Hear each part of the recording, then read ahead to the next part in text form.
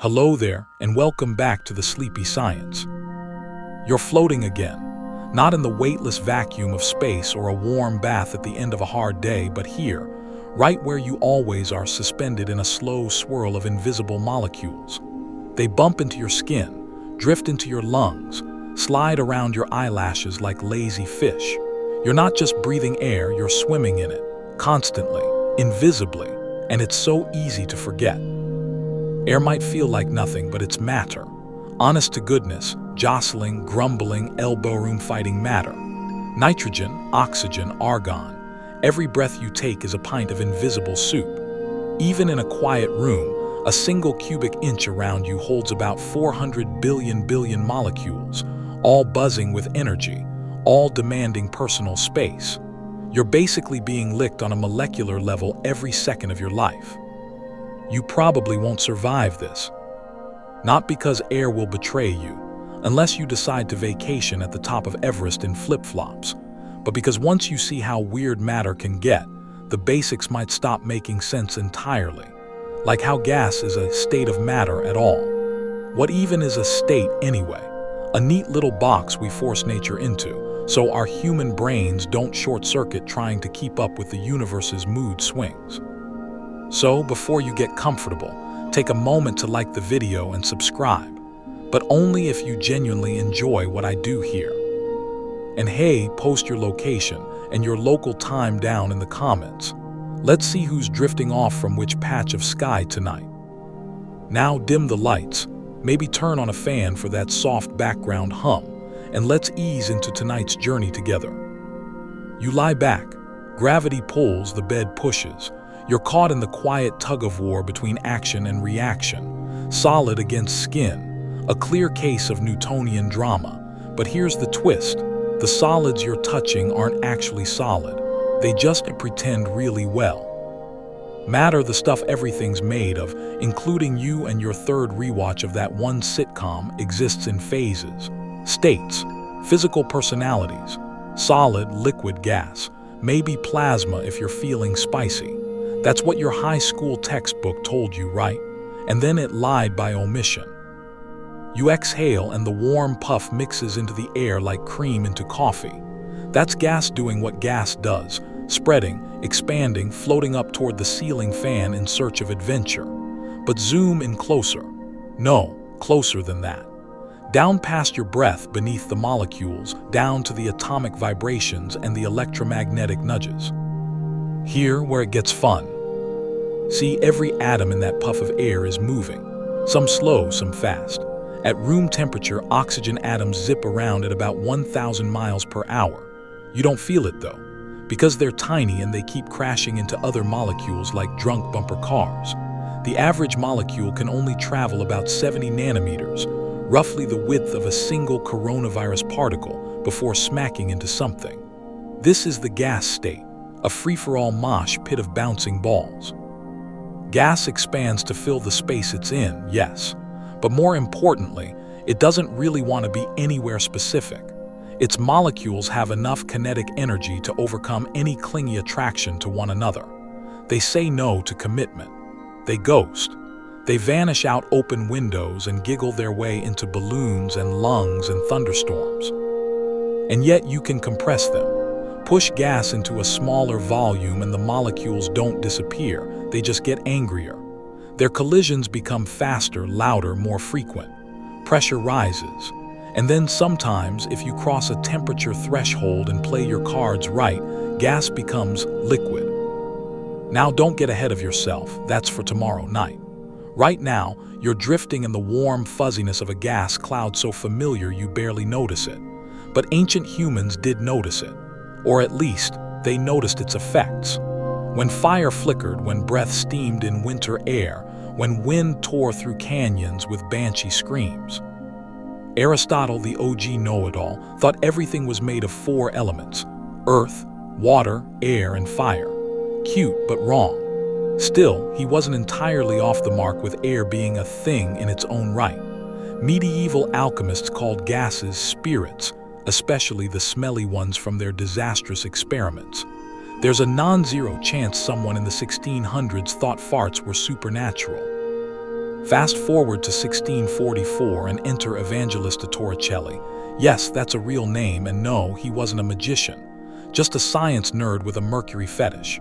He built the first barometer and proved that air had weight, not poetic weight, real push on your head, give you a headache at high altitudes kind of weight. It was a revolution. Suddenly, air wasn't nothing. It was matter, invisible matter, the ghost in the room. And yet, air is still playing tricks. Ever notice how your ears pop when you take the elevator too fast? That's pressure changing around your head as the density of air shifts. Fewer molecules above you, less weight pressing down. Your inner ear throws a tantrum until things equalize. Matter in action, you versus the atmosphere. But here's the fringe bit. High up in the mesosphere, above the cruising altitude of planes, below the silent judgment of satellites, there's a ghost zone called noctilucent clouds. Wispy, electric blue veils of ice crystals suspended in almost space. They only form in summer and only glow after sunset. Why? Scientists are still debating the microphysics of their formation. Are they seeded by meteoric dust? Are they climate indicators? Are they alien disco fog machines? Unclear. It's one example of how even our most familiar state, gas, is filled with riddles and party tricks. Take supersaturation, for instance. You can stuff water vapor into air well beyond its so-called limit if you keep things just unstable enough. It's like getting past the bouncer at a nightclub because you promise not to dance too hard.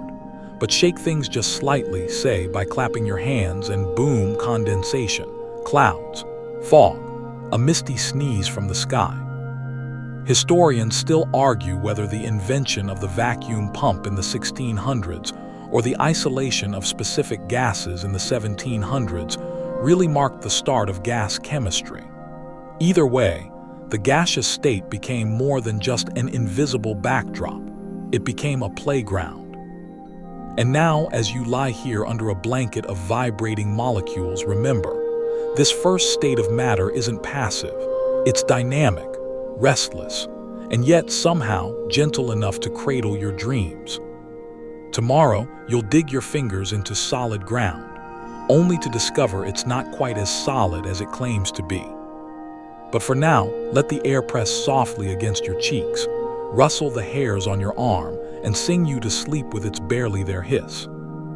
You reach down and press your palm flat against the floor, cold at first, then warmer as your skin and the surface whisper their thermal secrets to one another. It feels solid, reassuringly so. This is supposed to be the most dependable of matter's moods, rigid, predictable, stoic. The solid state is the grown-up in the room, except not really. Because what you're touching isn't a continuous chunk of anything. It's a tightly packed, constantly vibrating mob of atoms, each jiggling in place like caffeine-addled toddlers fenced in by electromagnetic hand-holding. No one's going anywhere, but that doesn't mean they're still. Take a moment and imagine it. Zoom in beneath your fingertips. Shrink yourself down past cells, past molecules, until you're standing in the great ballroom of the atomic lattice. All around you, atoms sway. Not in unison, this isn't a synchronized performance, but with their own rhythms, all springing slightly, all pushing back when nudged. They're bound by invisible springs of charge and force, each atom's motion rippling out into its neighbors. And that's what solid is. Not stillness, but protest. A constant, buzzing refusal to fall apart. But hey, don't blame the atoms. They're just following the rules. Solids form when energy drops low enough that atoms no longer have the freedom to wander. Their kinetic energy dips, their flirtations with chaos fade, and they settle into patterns. This is called a crystalline structure, and it's what gives salt its cubic crunch, diamonds their deadly shimmer, and snowflakes their architectural vanity. Crystals love order. They minimize internal energy by snapping into neat, repeating units. It's kind of adorable in a microscopic control freak sort of way. But even among solids, there are rebels. Some matter refuses to fall into perfect repetition. These are amorphous solids, and they're the messy bun of the matter world, still holding it together, but just barely. Think glass, plastic, obsidian. Their atoms are arranged like a crowd in an elevator, packed, immobile, but totally disorganized. This is where things get cheeky. You've probably heard people say that glass is a supercooled liquid, slowly dripping downward through cathedral windows over centuries. A poetic image, but mostly false. Those medieval windows are thicker at the bottom not because glass is melting, but because those glassmakers weren't exactly precision engineers. Historians still argue whether the myth started in physics classrooms or wine-fueled dinner parties. Either way, modern measurements show that glass flows so slowly it would take longer than the age of the universe to notice. Still, solids can flow if you give them enough time and pressure. Glaciers, for instance, big, chilly bulldozers made of solid ice.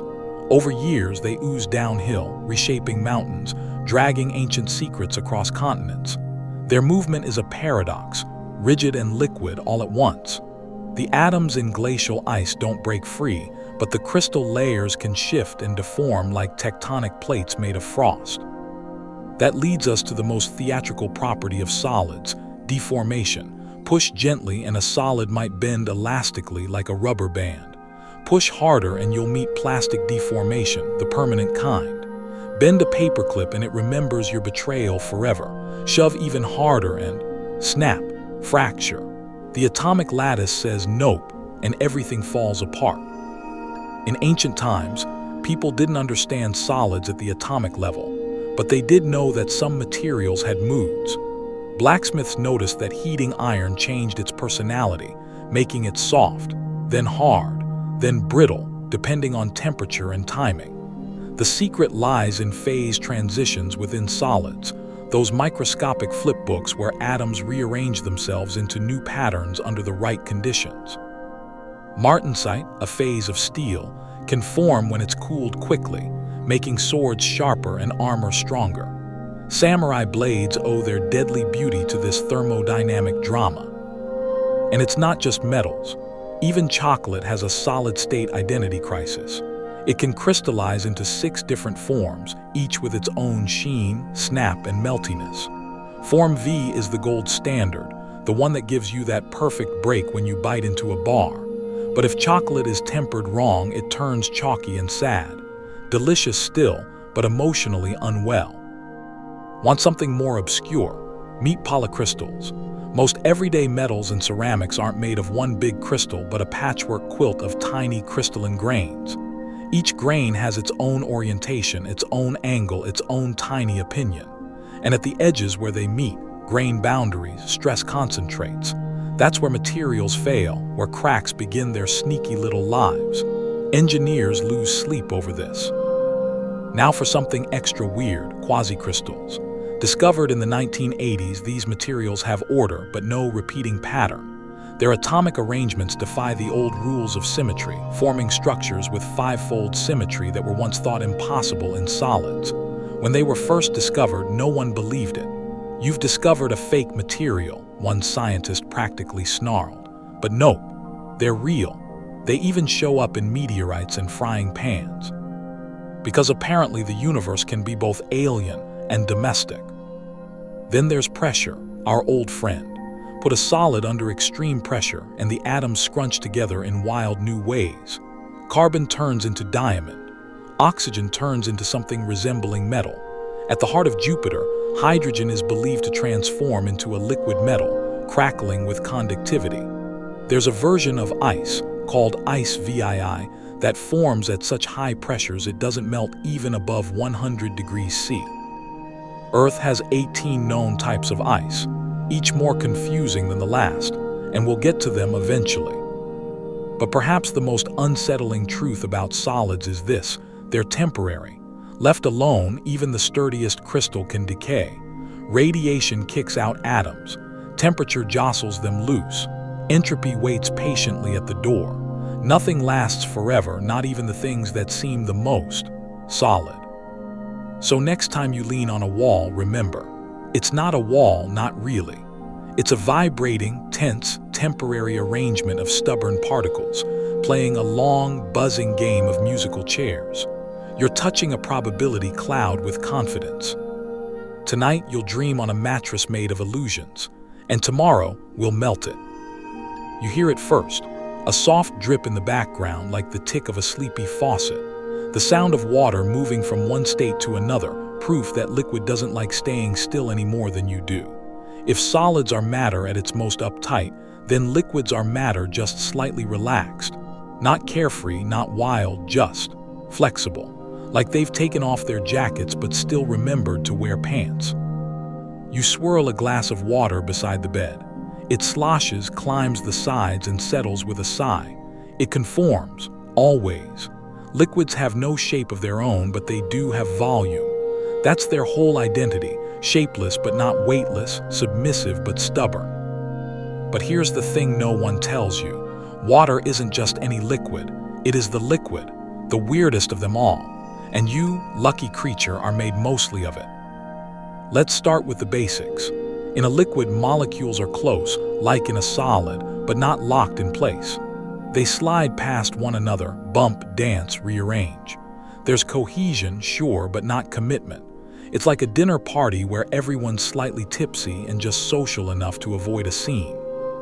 But water refuses to play by the rules. Its molecule looks simple. Two hydrogen atoms clinging to an oxygen, angled like floppy Mickey Mouse ears. But this angle, about 104.5 degrees, is what gives it superpowers. It makes water polar, electrically lopsided. The oxygen side pulls electrons in like a greedy toddler with a juice box, leaving the hydrogen end slightly positive. The result? Each molecule becomes a tiny magnet, eager to hook up with others. This gives water surface tension so strong it can hold up insects like Jesus bugs. It's why you can slightly overfill a glass, and the water bulges up like it's trying to escape without spilling. The molecules grip each other so tightly, they form a stretched skin. This grip also makes water climb. Capillary action, it's called. Plants depend on it. Thin tubes suck water upward against gravity, like trees are sipping through miles-long straws. You've seen it, too, when you dip a paper towel into a puddle and the moisture rises. Water doesn't need permission. It just goes. But then things get weirder. Water, for some reason, is densest at 4 degrees C. Not at freezing, not at boiling. 4 degrees above freezing, which means when water freezes into ice, it expands. That's backwards. Most substances get denser when they solidify. Not water, it puffs up. Spreads its molecules out into a rigid, open structure. That's why ice floats. That's why lakes freeze from the top down, not bottom up. Which, incidentally, is why fish survive winter. Evolution owes water a thank you card for that one. And this property has consequences. Ice in cracks expands and shatters rock, nature's slow-motion demolition crew. Roads buckle, pipes burst, mountains erode. All because water decides it needs more elbow room when it's cold. Even its boiling point is suspiciously high. By rights, with its molecular weight, water should boil around degrees C. But hydrogen bonding, the clingy, electrified Velcro between molecules, keeps it liquid way up to 100 degrees C.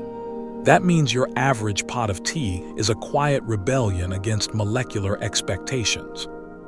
Historians still argue whether water's weirdness is a cosmic fluke or a necessity for life. Was life shaped because water is weird? Or did water evolve to match life's needs? Either way, we hit the jackpot.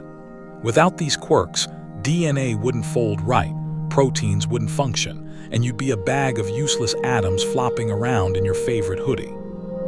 Then there's the Mpemba effect, one of water's most controversial party tricks. Under certain conditions, hot water freezes faster than cold. Sounds fake, right? But it's been observed, argued about, replicated, denied, and debated for centuries. Aristotle noticed it. A Tanzanian student named Mpemba rediscovered it in the 1960s. Scientists still aren't sure why it happens. Evaporation, convection, supercooling, depends on who you ask, or what night it is. Want more fringe? Let's talk about polywater. In the 1960s, Soviet scientists claimed they discovered a new form of water, thicker, denser, and unnervingly persistent. Western labs panicked. Was this alien water? Could it replicate uncontrollably and flood the world like a B-movie monster? Turns out it was just water contaminated with glass and sweat. False alarm.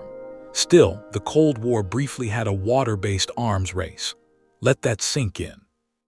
And yet, for all its drama, water remains deceptively calm. You trust it, you drink it, you bathe in it. It's the carrier of life, the universal solvent. Nearly everything dissolves in it eventually, including, to some degree, you. The liquid state is, at its core, transitional, a holding pattern between order and chaos. And nowhere is this clearer than in viscosity, a liquid's resistance to flow. Honey flows slow. Gasoline runs like gossip. Water sits comfortably in the middle, unless you cool it or stir it or make it watch a horror movie. But even in liquids, temperature matters more than you think. Raise it enough and you hit the boiling point, the moment molecules gain enough energy to break free of their attractive clutches. They evaporate, not all at once, not in some Hollywood-style instant, just slowly, molecule by molecule, like sneaky little escape artists. Of course, boiling and melting points aren't fixed. Change the pressure and the rules shift. At high altitudes, water boils at lower temperatures. On Mount Everest, it boils around 70 degrees C, barely enough for sad tea. In a pressure cooker, it can stay liquid above 100 degrees C. Liquids, it turns out, are dramatic under stress, relatable. There's even a point called the critical point, where the liquid and gas phases blur together into a strange, indistinguishable hybrid. Neither one nor the other. It's called a supercritical fluid, and it can sneak through solids like a gas while dissolving materials like a liquid. Carbon dioxide does this at just the right temperature and pressure. We use it to decaffeinate coffee. Yes, your gentle little decaf latte is made with a sci-fi state of matter. So the next time you dip your hand in water, remember, you're touching a rebel, a shapeshifter, a rule breaker, a liquid that can crawl up walls, support insects, explode pipes, and hide your favorite minerals inside molecular hugs. Sleep with that knowledge puddled in your brain. And when we return, we'll crank up the heat and see what happens when matter goes airborne. Not always in the way you expect. You wake up in a dream where everything is melting and freezing at the same time. Ice sizzles beside boiling soup. Your tea both steams and forms frost around the rim. This isn't a fever dream, it's just matter being moody. Because the way we typically think of boiling and freezing is far too simplistic. As usual, the universe has caveats, footnotes, and exceptions.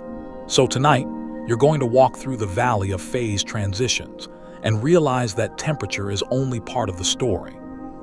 You already know that water freezes at 0 degrees C and boils at 100 degrees C. That's what the nice posters in your high school chemistry class told you between the periodic table and that motivational quote about staying positive. But here, the secret. Those numbers only apply at one specific pressure, namely sea level. Once you mess with pressure, the temperature rules collapse like soggy cardboard. Let's start with boiling without heat.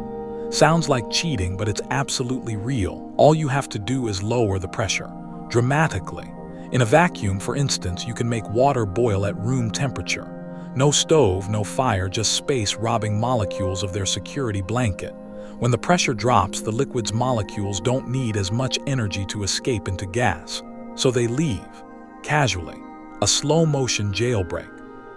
This is why your blood would start to boil in the vacuum of space, not because space is hot, but because it's pressureless. Of course, you'd be dead long before you noticed, but still, fun imagery. Now flip the scenario, freeze with heat. Under extreme pressure, you can force matter into solid forms even as it gets warmer. There's an entire family of ices, like ice VI and ice VII, that form when you crush water so tightly its molecules get no choice but to snap into rigid positions, even at temperatures above 100 degrees C. These ices don't melt in your hand. They don't care about your rules. And they're not just science fiction. Ice VII exists inside Earth's mantle and deep within icy moons. Scientists first observed it forming inside a diamond anvil cell, a terrifyingly named device that squishes samples between two industrial-grade diamonds until atoms scream for mercy. Charming.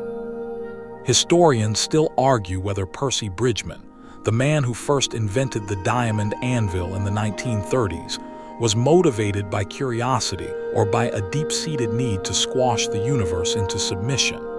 Either way, he won a Nobel Prize for it.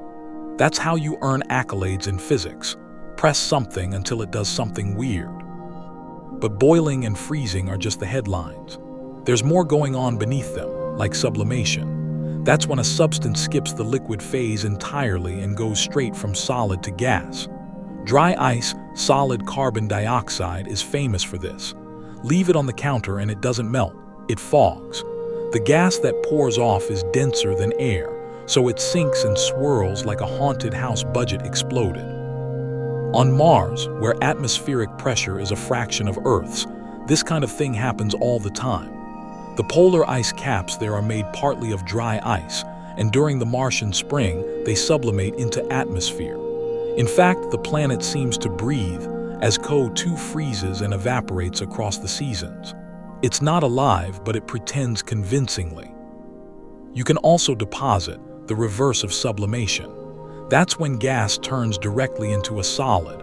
Frost on a window pane doesn't go through a liquid phase, it forms straight from water vapor. That delicate, feathery lace across the glass. It skipped the middleman. But the real theater comes when heat and pressure tag team. Enter the triple point. This is the exact combination of temperature and pressure where a substance exists in solid, liquid, and gas forms simultaneously. All three phases in dynamic equilibrium, not taking turns, coexisting, balancing on the edge of identity. For water, the triple point happens at 1 degrees C and a pressure of 611.657 pascals. You'll never reach it accidentally, but in a lab, it's downright magical. At the triple point, you can watch ice melting and boiling at the same time, while the liquid refuses to budge in volume. It's like watching a group of people argue in perfect synchronization. No one wins, and somehow everyone is satisfied. Now if you push past the boiling point and keep adding energy, you reach the critical point, where the liquid and gas become indistinguishable. We touched on this last night, but let's hang out here a little longer. At the critical point, surface tension vanishes. There's no phase boundary, no clear line between here, the water, and here's the vapor. It becomes a supercritical fluid, an in-between state that can slip through cracks like gas, but dissolve substances like a liquid. You want caffeine-free coffee? Supercritical CO2 did that. It's the barista of physics. But if you really want to mess with phase transitions, try vacuum boiling. This trick is both creepy and useful. Astronaut suits are designed to keep pressure stable so that your body fluids don't start bubbling. And industrial processes use vacuum chambers to boil substances at low temperatures, handy when you're trying to extract delicate flavors or prevent something from burning. Add a little heat, remove a little pressure, and reality flickers at the edges. And don't get smug just because you're on Earth. On Neptune, it rains diamonds, carbon compressed into crystalline form as it falls through insane pressure gradients. On Titan, it snows frozen methane. Planets and moons have weather systems made entirely of exotic phase transitions. What feels solid here might be a gas there. What seems stable there might be slush here. Matter is loyal to no one. Fringe alert. In some ultra-cold labs, scientists have made droplets of liquid helium that climb the walls of their containers. Not evaporate, not splash, climb. That's quantum weirdness at play, and we'll get into that with superfluids soon enough. But the takeaway is this: at extreme conditions, phase transitions don't behave. They don't transition cleanly. They linger, skip steps, or hybridize. Nature, once again, is not interested in your charts.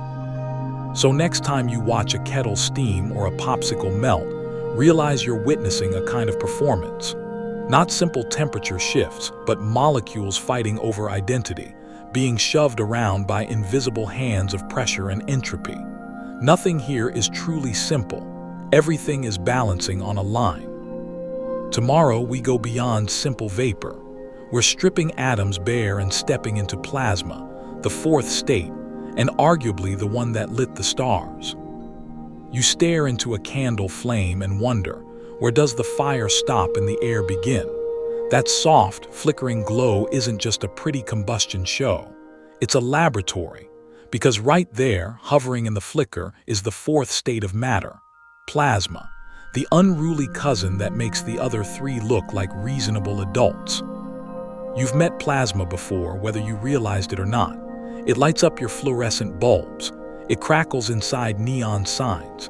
It dances across TV screens, well, the ones from 2008. And oh right, it composes more than 99% of the visible universe. Stars, lightning, auroras, solar flares. You live on a rock mostly surrounded by plasma soup. Let's break it down. In solids, liquids, and gases, atoms stay more or less intact. They may get jostled, they may flirt, but their electrons stick around. Plasma says no thanks to that stability. When enough energy enters the scene, heat, radiation, electricity, atoms get so agitated they lose their electrons entirely. The result? A soup of positively charged ions and free-floating electrons. No loyalty, no structure, just high-energy chaos. It's what happens when gas gets promoted, or maybe demoted. Depends on your perspective. Lightning is a plasma, a jagged, temporary river of ionized air ripping its way through the atmosphere. It heats surrounding air to 5 times the temperature of the sun's surface, then vanishes in less than a second. And still, you can feel the thunder in your chest. That's plasma power. The atmosphere temporarily transformed into a high-energy rave, then gone before your brain catches up. But plasma isn't all violence. The sun is a slow, sustained plasma bonfire. Hydrogen atoms fuse under gravity's boot, releasing light and heat and the occasional solar tantrum. Coronal mass ejections, bursts of plasma launched into space, can hit Earth, magnetosphere, and cause geomagnetic storms. Those charming northern lights, plasma particles interacting with Earth's magnetic field, exciting atmospheric gases, and painting the sky in green, red, and purple. Nature's mood ring, powered by solar indigestion. Historians still argue whether Sir William Crookes or Irving Langmuir deserves credit for discovering plasma as a distinct state. Crookes built the first radiant matter tubes in the late 1800s, essentially early vacuum tubes that glowed eerily. Langmuir coined the term plasma in the 1920s, noticing how ionized gas behaved like a living, pulsating fluid. The name stuck, perhaps because it reminded scientists of blood plasma, a fluid carrying charged particles, which is both poetic and vaguely unsettling. But there's a fringe theory that's even stranger. Some plasma physicists in the 20th century believed that interstellar plasma could form coherent structures, self-organizing filaments spanning light years. They wondered if plasma might mimic life in some mysterious way. Not alive, exactly, but responsive, reactive, dynamic.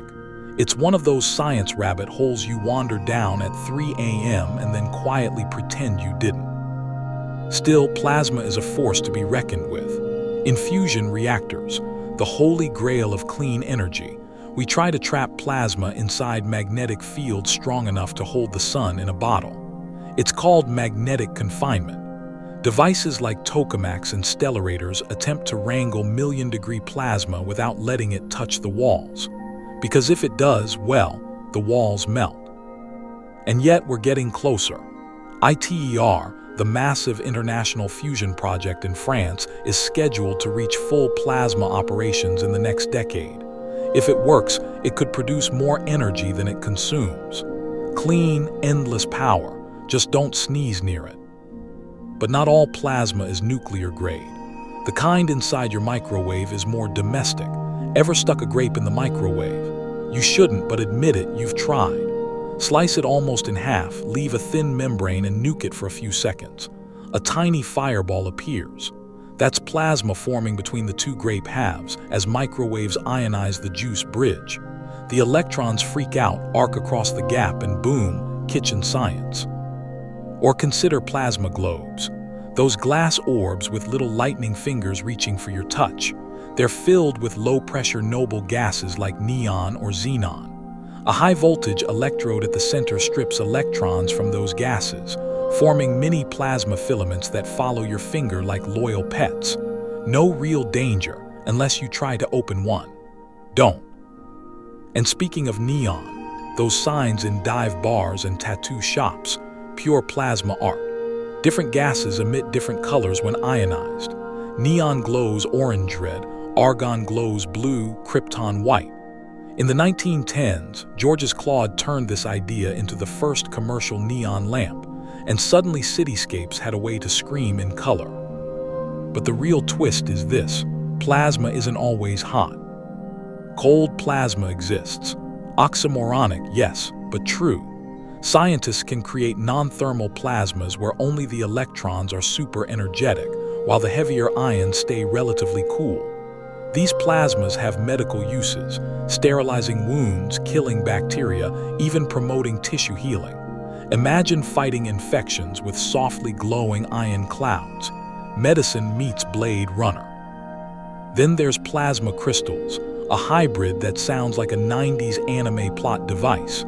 Under specific conditions, dust particles suspended in plasma arrange themselves into ordered structures, like little lattices hovering in midair. They're mesmerizing, matter organizing itself in a fluid of chaos. Beautiful, terrifying. You might be wondering, why don't we see plasma all the time if it's so abundant? Well, on Earth, conditions aren't naturally extreme enough. We're a low-energy, mid-pressure kind of planet. But up there, beyond the sky, it's all plasma all the time. The solar wind, the interstellar medium, the swirling hellscape of Jupiter's magnetosphere. Out there, the fourth state is the first citizen. So when you stare into the stars or the flicker of your bedside candle, know this: you're looking at matter with its skin ripped off, atoms laid bare, charged particles throwing an endless tantrum. Plasma doesn't settle down, it crackles, it burns, it arcs and pulses and whispers radio signals into space. And yet, here in your quiet room, it feels tame, flickering gently at the tip of a wick, glowing softly in a tired light bulb. A reminder that even the universe's wildest states can be borrowed for bedtime. Tomorrow, we cool things way down, past freezing, past logic, into a world where liquids lose friction and atoms start sharing identities. You're not ready, but we're going anyway. You're lying very still now, not because you have to, but because something in the air feels delicate, as if movement might break the spell. We're heading downward temperature-wise, way below zero, past where ice forms, past where breath fogs, past anything your skin was built to handle, down into the abyss of ultra-cold. This is the land of helium that refuses to freeze and liquids that glide up and over their containers. You've officially entered the world of superfluids. The first thing you should know is that liquid helium plays by none of the usual rules. Helium has the lowest boiling point of any element, just 4.2 kelvins above absolute zero. That's minus 268, 9 degrees C. And under normal pressure, it refuses to become a solid, ever. You can keep lowering the temperature until the atoms can't even shiver, and helium will still flow. It will only freeze if you also apply pressure. It's like the teenager of the periodic table. Nothing makes it want to settle. But when you cool liquid helium even further, below 2.17 K, something spectacular happens. It becomes helium I, a phase so strange that physicists were briefly unsure it wasn't just a measurement error. Helium I is a superfluid, and it defies everything you think you know about liquids. Here, what it does. First, it has zero viscosity. None. It can flow through cracks so tiny that ordinary fluids like water or even helium I would get stuck. It can creep up the walls of its container, spill over the edge, and puddle on the table like it's trying to escape the experiment. It moves without friction, without resistance, without explanation. Second, it conducts heat perfectly. If you apply warmth to one end of a superfluid, it doesn't gradually warm up like other substances. It sends a second sound, a wave of pure entropy shooting through the fluid to equalize the temperature instantly. Yes, second sound. That's not poetic license, it's an actual term physicists use. In superfluids, temperature spreads like a ripple, like music, like breath. You blink and realize, you've never really understood cold until now. This isn't just temperature, this is the absence of movement, of energy. And yet somehow, superfluid helium isn't still. It just moves in ways that defy classical physics. So what's going on at the atomic level? It's all about quantum mechanics. At these temperatures, the helium atoms start behaving less like particles and more like waves. And not just any waves, coherent waves. Identical, synchronized. The atoms lose their individual identities and begin to move as a collective, a quantum flock, a single, undulating whole. It's like an enormous school of fish, moving in perfect unity, not because they're following a leader, but because they're no longer distinguishable from one another. The wave functions of the atoms overlap, and suddenly, the rules of the macroscopic world dissolve. Superfluidity is the result. This eerie, frictionless behavior wasn't predicted. It was discovered in 1937 by Piotr Kapitsa, who noticed helium doing impossible things in his lab. He later shared the Nobel Prize for figuring it out, though historians still argue whether his collaborators, John Allen and Don Messener, deserved more credit than they got. As is often the case, science awards tend to get awkward when quantum weirdness is involved. But wait, it gets better. Spin a container of helium and it doesn't swirl like normal liquid. Instead, it forms quantized vortices, tiny tornadoes where angular momentum can exist, but only in fixed amounts.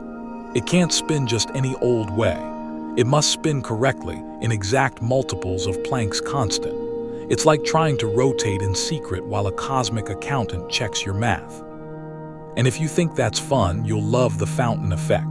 Stick a heated capillary into superfluid helium and it shoots upward like a geyser. No pump, no pressure, just quantum behavior and a serious flair for drama. This fountain doesn't even care about gravity. Superfluids are so over it. Fringe alert. In 2009, physicists cooled a small amount of lithium atoms to nanokelvin temperatures and trapped them in a magnetic field to create a fermionic superfluid, a cousin to helium, but made of completely different particles. Even now, researchers are exploring whether these superfluids could help us simulate high-energy physics, neutron stars, or even early universe conditions, all from the inside of a very, very expensive refrigerator. And yes, these refrigerators exist. They're called dilution refrigerators, and they work by mixing two isotopes of helium, helium-3 and helium-4, in clever ways to suck more and more energy out of a system. It's like a passive-aggressive Cold War between atoms, where the loser gets cooler. These devices can chill samples down to a few billionths of a Kelvin above absolute zero. You can't get colder. That's the universal floor. And at that floor, reality starts to hum. Particles lose their individuality. Time feels slower. Forces become unified. It's not just a phase, it's a preview of the deep laws beneath everything. Some researchers even think that studying superfluid behavior could help explain aspects of dark matter, or why space itself behaves the way it does on cosmic scales. That's a big claim. But then again, everything about superfluidity feels like a big claim wrapped in a chilled whisper. Back in the everyday world, you don't deal with superfluids much. They're fragile, fussy. They demand clean labs and physics degrees and heroic amounts of insulation. But once in a while, you get a hint of them. A curl of mist behaving just a bit too smoothly. A chill that runs across your back with no wind. A coffee ring on the table that seems to crawl rather than dry. No, it's probably not quantum helium trying to escape your mug, but the memory of such behavior is etched into the matter all around you. Nature doesn't forget her best tricks. Tonight, you drift beneath the covers, your temperature hovering comfortably around 310 Kelvin. That's 37 degrees C for the rest of us. Warm enough to stay human, cold enough to appreciate how bizarre matter becomes when it chills out completely. And tomorrow, we go one step stranger. What happens when thousands of atoms stop acting like individuals and merge into a single quantum identity? Spoiler, it's exactly as unnerving as it sounds. You're standing at the edge of zero, not metaphorically, not poetically, literally the coldest possible temperature, absolute zero, a place where motion itself vanishes, where atoms would stop dancing entirely if the laws of quantum mechanics didn't gently nudge them with uncertainty. This is the stage where something unthinkable happens. Thousands, sometimes millions, of atoms surrender their individuality and become one indistinguishable wave of matter. Not a crowd, a singularity. Welcome to the spooky world of the Bose-Einstein condensate. Let's rewind a little. In the 1920s, Indian physicist Satyendra Nath Bose and a somewhat more famous fellow named Albert Einstein predicted that, under the right conditions, certain particles, bosons, would all collapse into the same ground state. Think of it like an auditorium where everyone decides to sit in the same seat. Not metaphorically. Literally the same quantum state. Identical, united, quantum communism. For decades, it remained theoretical. The temperatures required were so extreme, so close to absolute zero, that the equipment simply didn't exist. You can't just throw a few atoms in the freezer and call it a night. We're talking fractions of microkelvins. But in 1995, Eric Cornell and Carl Wieman, working in a lab at the University of Colorado Boulder, finally pulled it off. They cooled rubidium atoms down to 170 nanokelvins, and boom, the atoms collapsed into a new state of matter. The Bose-Einstein condensate, or BEC. What's it like? Imagine a cloud of atoms so cold, so low in energy that their quantum wave functions, normally tiny and overlapping only slightly, begin to stretch and stretch and stretch until they merge. The atoms stop behaving like individual particles and start acting like a single, giant quantum entity, one superatom. You're no longer dealing with a gas or a liquid or a plasma. You're dealing with oneness, and it's weird. Super weird. The BEC doesn't behave like regular matter. Shine a laser through it and light slows dramatically. Poke it, and it ripples like a quantum jelly. It's fragile, so delicate that even a stray photon can send atoms tumbling out of sync. But when undisturbed, it becomes one of the purest examples of quantum mechanics made visible. And here's the twist, this wasn't even the last stop. In 2001, scientists created a hydrogen BEC, the most difficult one to achieve. Hydrogen is light, fast, and tricky to trap. But once again, atoms gave up their independence, and they did it with flair. Historians still argue whether BECs are truly a fifth state of matter, or just a clever quantum extension of the gaseous state. It depends on how you define state. Do you mean distinct phases with unique thermodynamic properties? Or do you mean behaviors that break the classical mold completely? Either way, this one's in the Hall of Fame. The mathematics behind BECs comes from Bose-Einstein statistics, which describe how bosons, particles with integer spin, can occupy the same quantum state without violating the Pauli exclusion principle. That principle, which we'll explore more with fermions later, only applies to matter like electrons, which are antisocial. Bosons.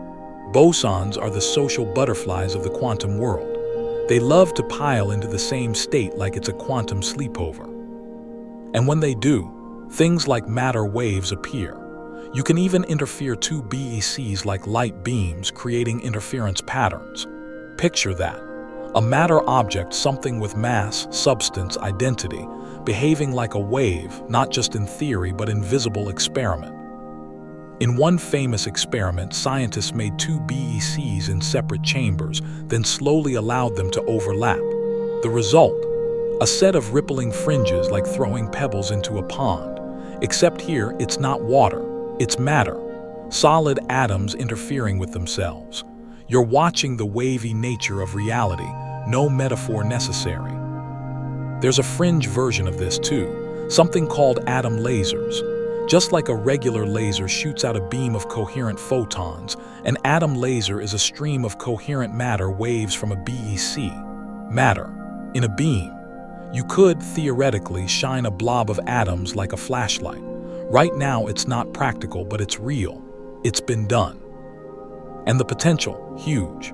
BECs could be used for quantum simulation, modeling systems too complex for classical computers.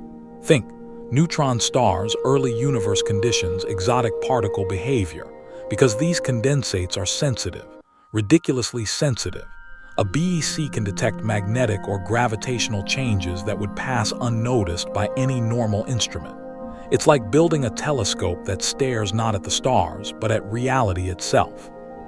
And if that's not strange enough for you, NASA made one in space. In 2018, the Cold Atom Lab aboard the International Space Station successfully created a BEC in microgravity. Without Earth's pull messing things up, they could study condensates for longer, let them linger, expand, play. The result? Longer observation times, slower atom movement, and a better chance of understanding what the heck is actually going on. Because here's the thing, no one fully understands BECs. We can describe them, measure them, even control them to an extent. But why matter should behave this way when pushed to the edge of absolute zero? That part still eludes us. It's like nature whispered a secret, then dared us to prove we heard it. Of course, not all matter can form BECs. Only bosons are invited to this party. Fermions, as you'll soon see, are less accommodating, but they have their own quantum collective behavior too, their own brand of antisocial magic.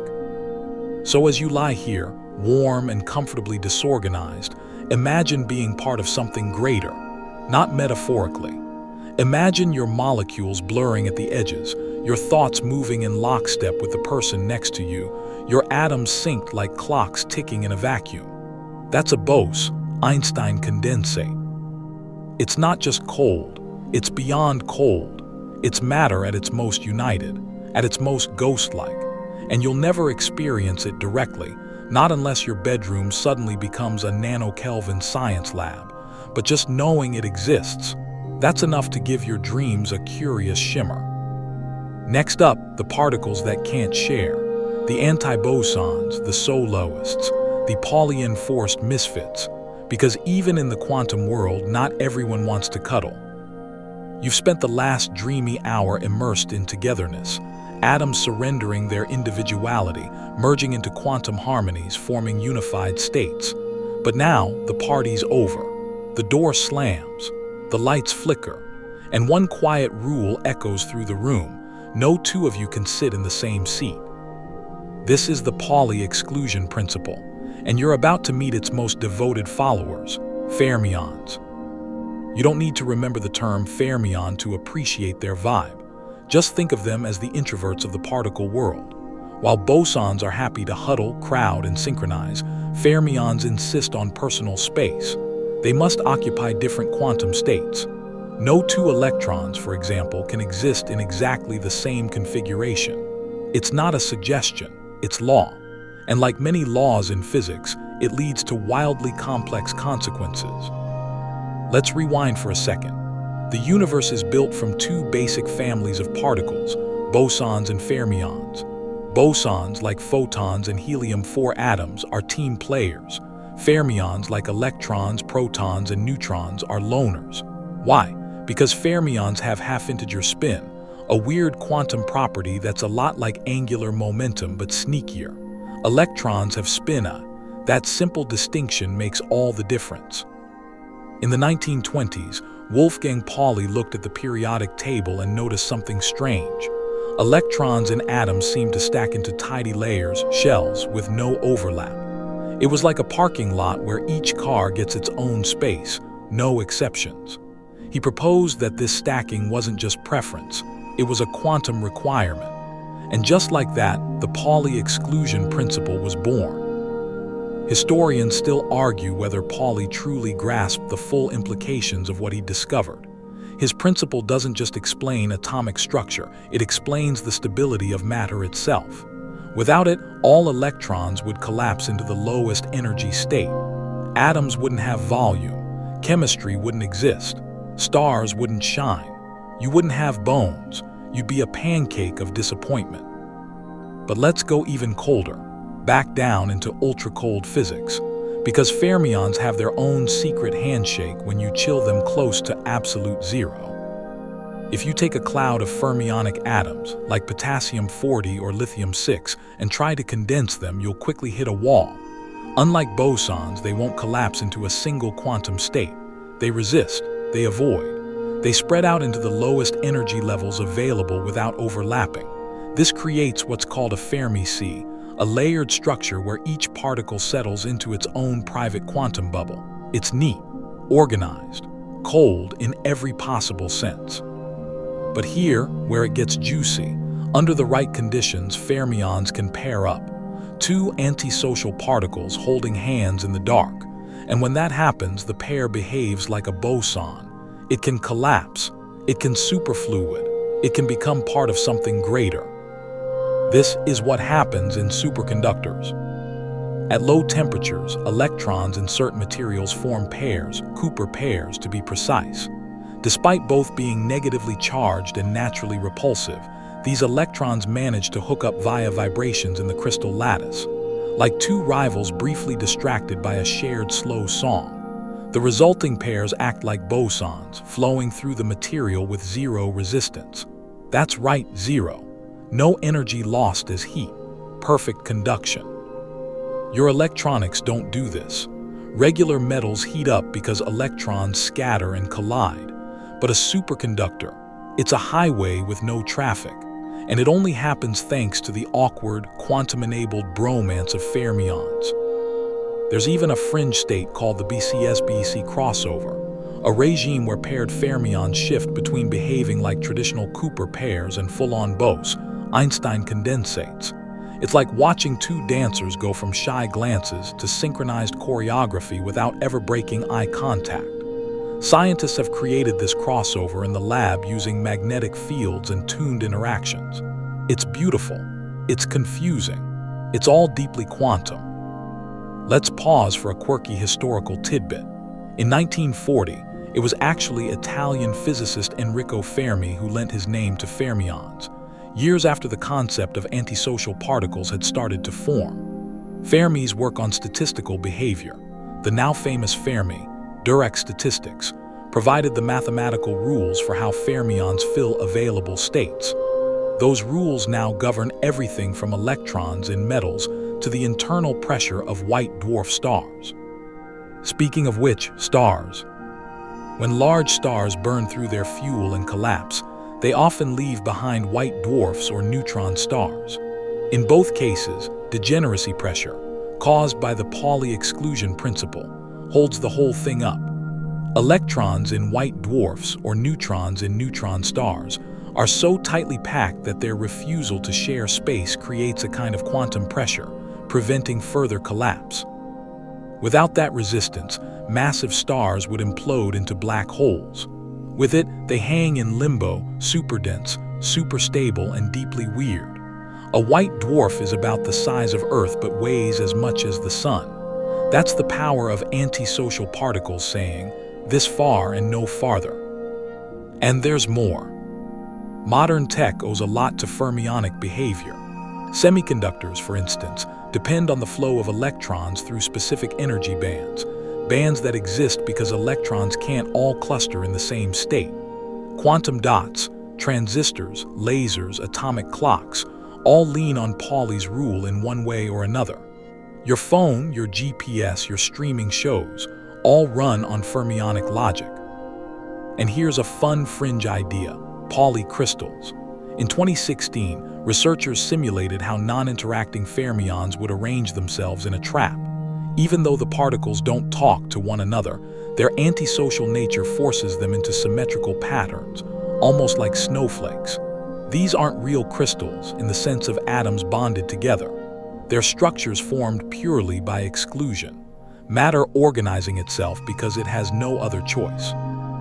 It's one of those eerie reminders that behavior can arise from limits just as much as from freedom.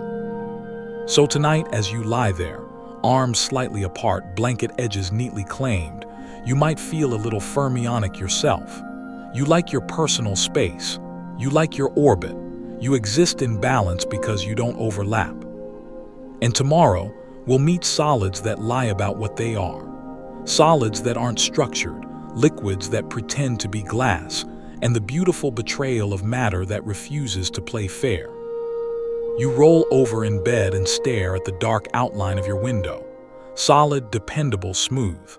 But behind that glass pane is a quiet scandal, one of physics' most persistent myths. The idea that your window is secretly flowing.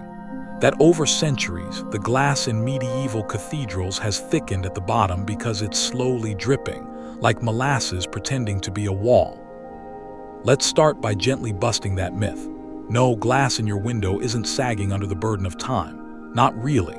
That thickness you see in old church windows, its manufacturing variants, medieval glassblowers were artists, not perfectionists. They installed the thicker side downward for stability, not because the material crept there. Still, the story lingers. And maybe that's because it hints at something deeper. Glass isn't quite a solid, not in the traditional sense. It's something in between. Welcome to the twilight zone of matter, the realm of glassy solids, amorphous materials, and other misfits that blur the line between structure and chaos. Let's break it down. A real solid, like a diamond or a salt crystal, has a crystalline lattice, an orderly, repeating arrangement of atoms that extends in all directions like the world's most precise Lego set. That order gives it strength, clarity, symmetry. Crystals are disciplined. They follow the rules. Glass doesn't. When molten glass cools, its atoms don't snap into a neat lattice. They freeze in place where they stand, like dancers in a flash mob who forget the choreography halfway through. The result is a disordered solid, something with the mechanical properties of a solid, but the atomic structure of a liquid. It's called an amorphous solid, and it's a physics contradiction wrapped in a transparent lie. What does this mean for your sleepy brain? It means that matter can be stiff and flowy at the same time. That rigidity doesn't require perfect order, and that your drinking glass is, on some level, still technically unsettled. Historians still argue whether glass should be classified as a liquid, a solid, or its own weird third thing. Physicists often call it a non-equilibrium state, meaning it hasn't reached a stable configuration, but isn't actively changing fast enough to notice. It's matter stuck in limbo, moving so slowly that motion might as well be zero. But here's the kicker. We still don't fully understand how or why glass behaves the way it does. There's no single glass transition temperature, no obvious phase change like freezing or boiling. Instead, the liquid just gets thicker. Viscosity increases dramatically by factors of trillions as you cool it. Molten glass, warm and gloopy, gradually stiffens into something that can shatter if you drop it. But there's no atomic celebration, no flags planted, just a slow, reluctant surrender. And it's not just silica-based glass either. You can make metallic glasses, yes, metal in glass form, by cooling molten alloys so rapidly they don't have time to crystallize. The result? Super strong, elastic materials with unique properties, golf club heads, smartphone casings, NASA parts. These things are durable and springy because their atoms are disorganized. It's like strength through confusion. Now let's lean into the strange. There's a material called pitch, a thick, tar-like substance that appears solid but is, in fact, still flowing. Scientists at the University of Queensland started the famous pitch drop experiment in 1927. A lump of pitch was placed in a funnel and observers waited. 9 drops have fallen over nearly a century. The viscosity is estimated to be 230 billion times that of water. You can't see it move, but it does, just very, very slowly. Like the laziest lava in the world. This is the heart of what makes glassy states so unsettling. We like matter to declare its allegiance. Solid, liquid, gas, pick one and stick with it. But glass doesn't choose. It whispers between categories, teasing physics with behavior that looks familiar but doesn't add up. And there's more. Some materials can actually get stuck in a glassy state by cooling too quickly. This is called kinetic arrest. It's like pressing pause on a phase transition. The material wants to crystallize, but the molecules can't shuffle into place fast enough, so it freezes into chaos. This is how certain volcanic glasses form, obsidian for instance. Lava cools so quickly that its silicate structures freeze mid-shuffle. It's beautiful, sharp, and disordered. Nature's emergency brake. Fringe alert. Physicists have proposed time crystals and spin glasses, exotic states where disorder becomes structured in unexpected ways. Spin glasses, in particular, have magnetic moments frozen in random directions. They're not just glassy, they're magnetically indecisive. Useful in some quantum computing models, but mostly just another reminder that the universe loves a loophole. Back to your window. It may not be flowing in any observable sense, but its atoms are locked in a kind of eternal shrug. They're in a jammed configuration, like marbles trapped in a box that was shaken, then frozen. You'd have to wait longer than the heat death of the universe to see them rearrange significantly.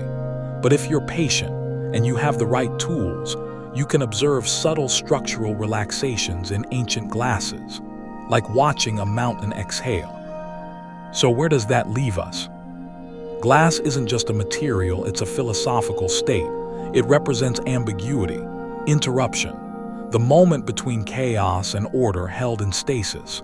You can touch it, you can shape it, you can shatter it, but you'll never quite define it.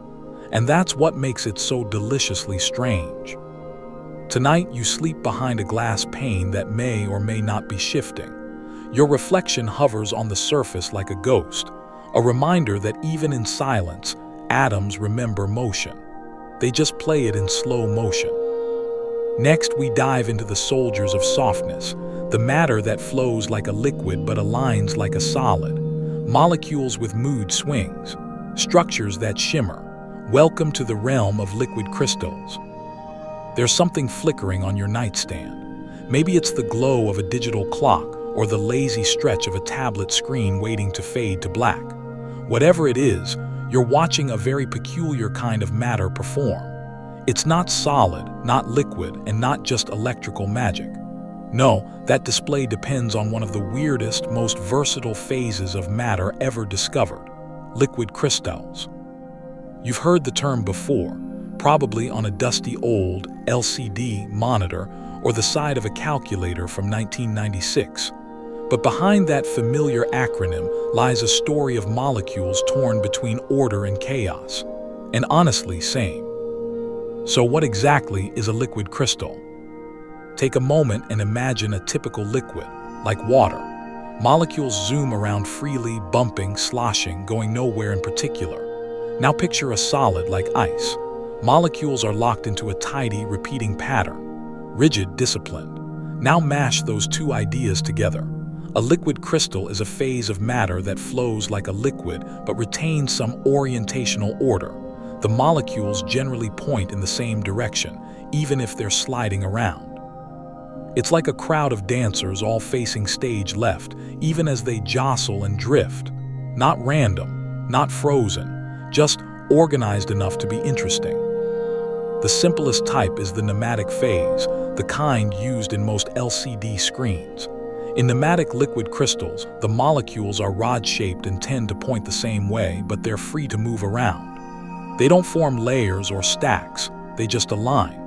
Like 1,000 compass needles floating in oil. You can influence their direction with an electric field, and when they tilt, they affect how light passes through them. This is how LCDs work.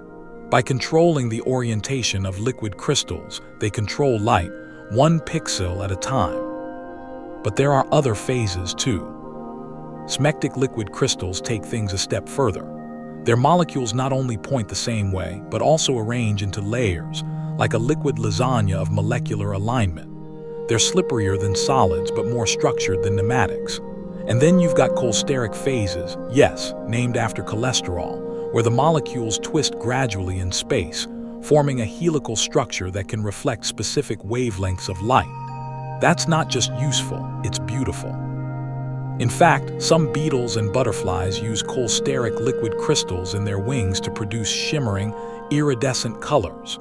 No pigments, no dyes, just layers of microscopic structure reflecting light in dazzling rainbows. Nature got the memo long before we did. Historians still argue whether Friedrich Rienitzer or Otto Lehmann deserves more credit for discovering liquid crystals. In the 1880s, Rienitzer noticed that a cholesterol-based compound had two melting points. Between solid and clear liquid, it passed through a cloudy phase. Lehmann took a closer look and realized this wasn't a failed melt. It was a new state of matter. Rienitzer was a botanist. Lehmann was a physicist. And liquid crystals, somewhere in between. Fast forward to the 1970s, and suddenly, liquid crystals became the darlings of display technology. Before OLEDs, before LED backlights, there were humble LCDs, simple panels with liquid crystals sandwiched between two plates, twisted into position with transparent electrodes. A thin polarizer filters the light. Flip a voltage on or off and the molecules reorient. Light passes or it doesn't. Black pixels, white pixels, magic. It's low energy, it's precise, it's gloriously analog in a digital age. But liquid crystals aren't just for your screens. They show up in mood rings, thermometers, and even biological tissues. Your body, yes, yours, is full of liquid crystalline structures. Cell membranes, for example, have ordered lipid layers that behave in semi-fluid ways. Collagen fibers align in your connective tissue. Muscle proteins form phases under certain conditions. Life, it turns out, thrives in this space between liquid and solid. There are even blue-phase liquid crystals, which form cubic, three-dimensional structures that interact with light in strange ways. These materials are being explored for next-gen displays and fast optical switches. Because apparently, weird but useful is a resume you can build an empire on. And in 2011, scientists discovered living liquid crystals, bacteria swimming in a pneumatic fluid, forming spontaneous patterns, vortices, and dynamic order. A phase of matter driven by life. That's not just bizarre, it's slightly unsettling. The boundary between biology and physics is more porous than we'd like to admit. Want more fringe? In theoretical physics, people have proposed quantum liquid crystals, states where electrons themselves form ordered patterns similar to classical liquid crystals, but governed by quantum mechanics. These may help explain high-temperature superconductivity or other exotic electronic behavior. As always, when in doubt, add quantum and things get 10 times stranger.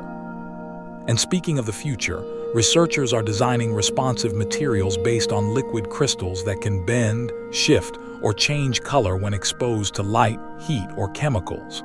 Imagine clothes that adapt to temperature, windows that tint themselves, or paint that shifts hue with the weather. Smart matter with opinions. But back to your screen, your sleepy, familiar screen. Right now, as you lie in bed, those pixels are shifting molecules in microscopic patterns to keep the digits glowing. Every second, electric fields realign rod-like molecules between transparent plates, letting light through or blocking it. It's a dance. Silent, mechanical, continuous. Also, you can check the time or read one more article before drifting off. You might not think about it much, but you interact with liquid crystals constantly. They're in your watches, your monitors, your calculator from high school. They're elegant, efficient, a little needy, but utterly essential. So tonight, as you pull your blanket a little higher, think of all those molecules turning gently in the dark, twisting into patterns, aligning themselves just so. Not quite liquid, not quite solid, something in between, something perfect for dreaming. And next, we'll meet a state of matter that doesn't just flow or align, but pulses through time without ever changing energy. Yes, it's real. No, it shouldn't be. Time to meet the time crystals. You blink just once and the clock hasn't changed. But somewhere, not far from the edges of known physics, a pattern pulses. Not in space, but in time. A rhythm that keeps repeating, not because energy is being added or taken away, but because matter has found a way to dance without a drummer. This is not science fiction. It's the deeply unnerving reality of time crystals. Yes, time crystals. They sound made up, don't they? Like something you'd equip in a video game to slow down enemies or rewind your last bad decision. But time crystals are real.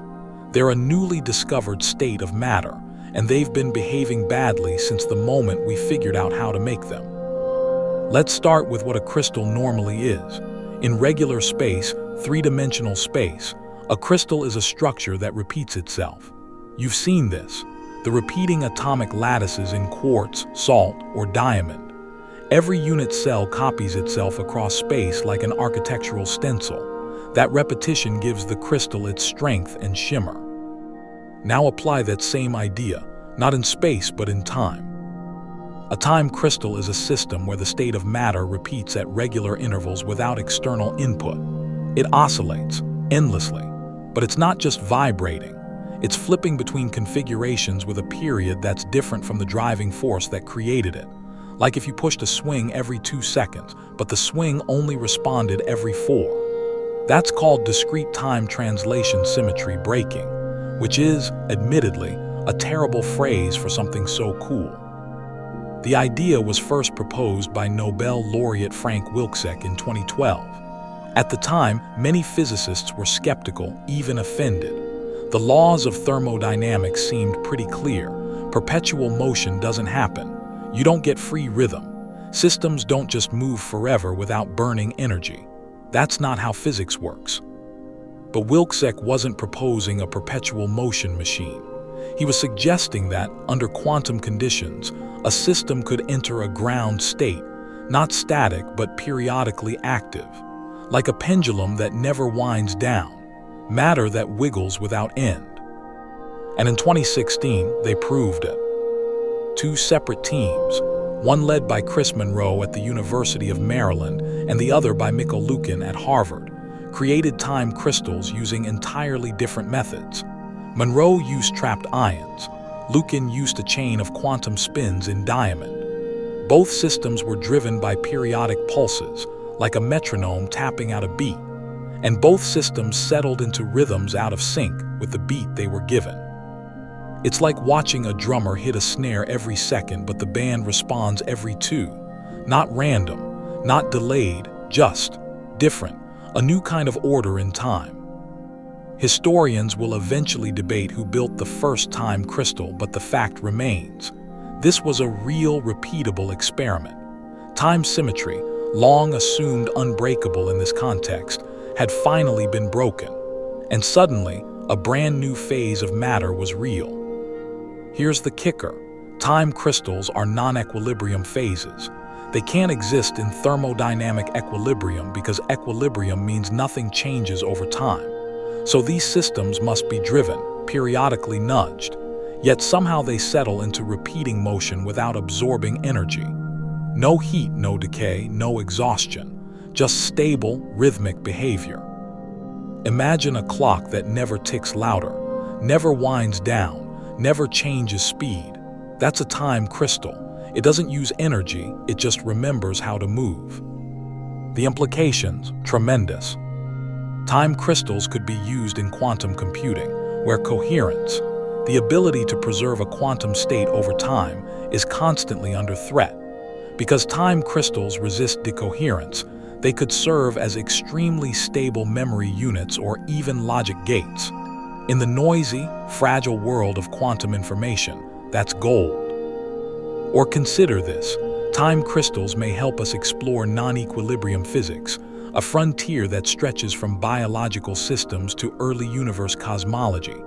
Most of our physical theories assume systems at rest or at equilibrium, but real life is almost always off balance, pulsing, evolving, vibrating, just like a time crystal.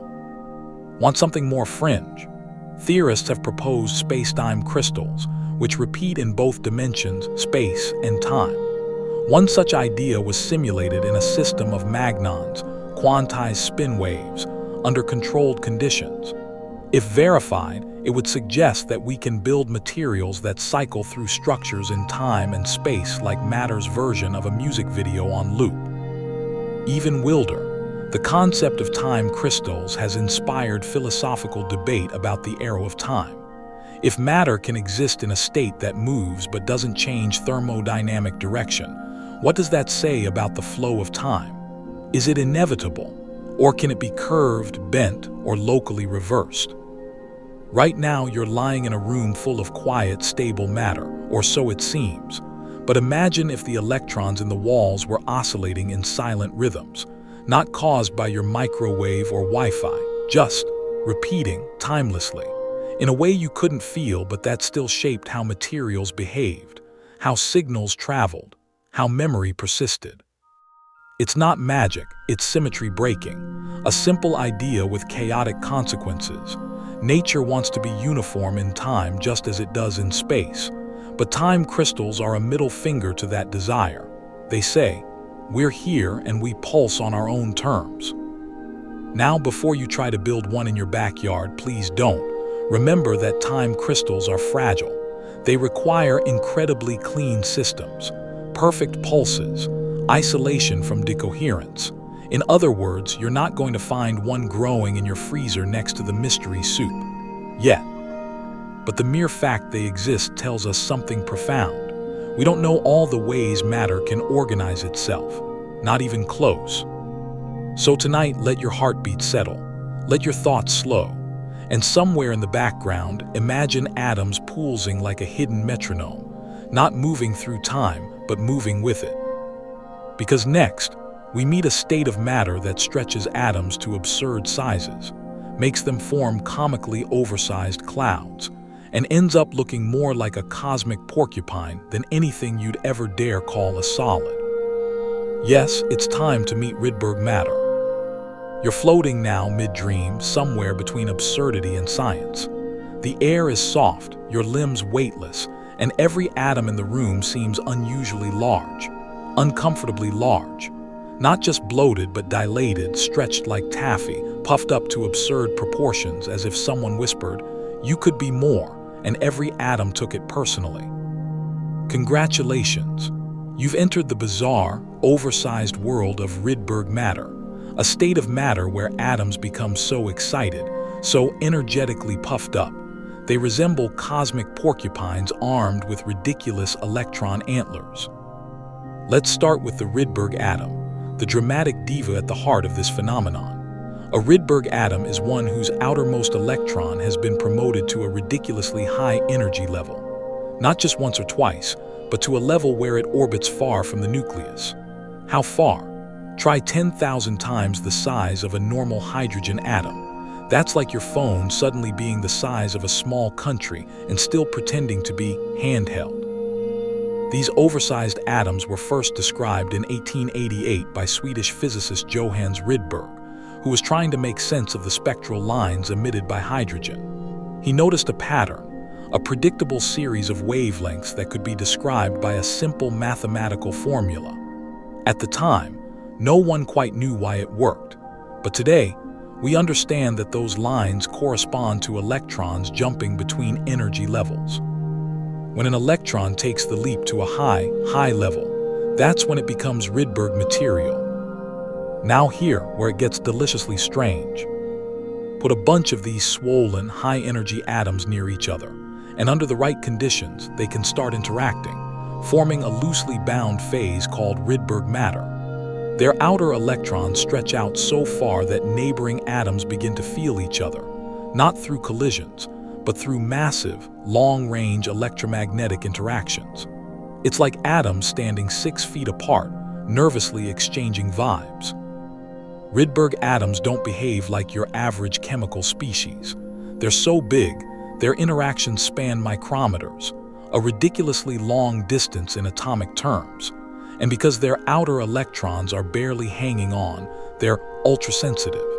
You can nudge them with a whisper of light or a passing field, and they'll react.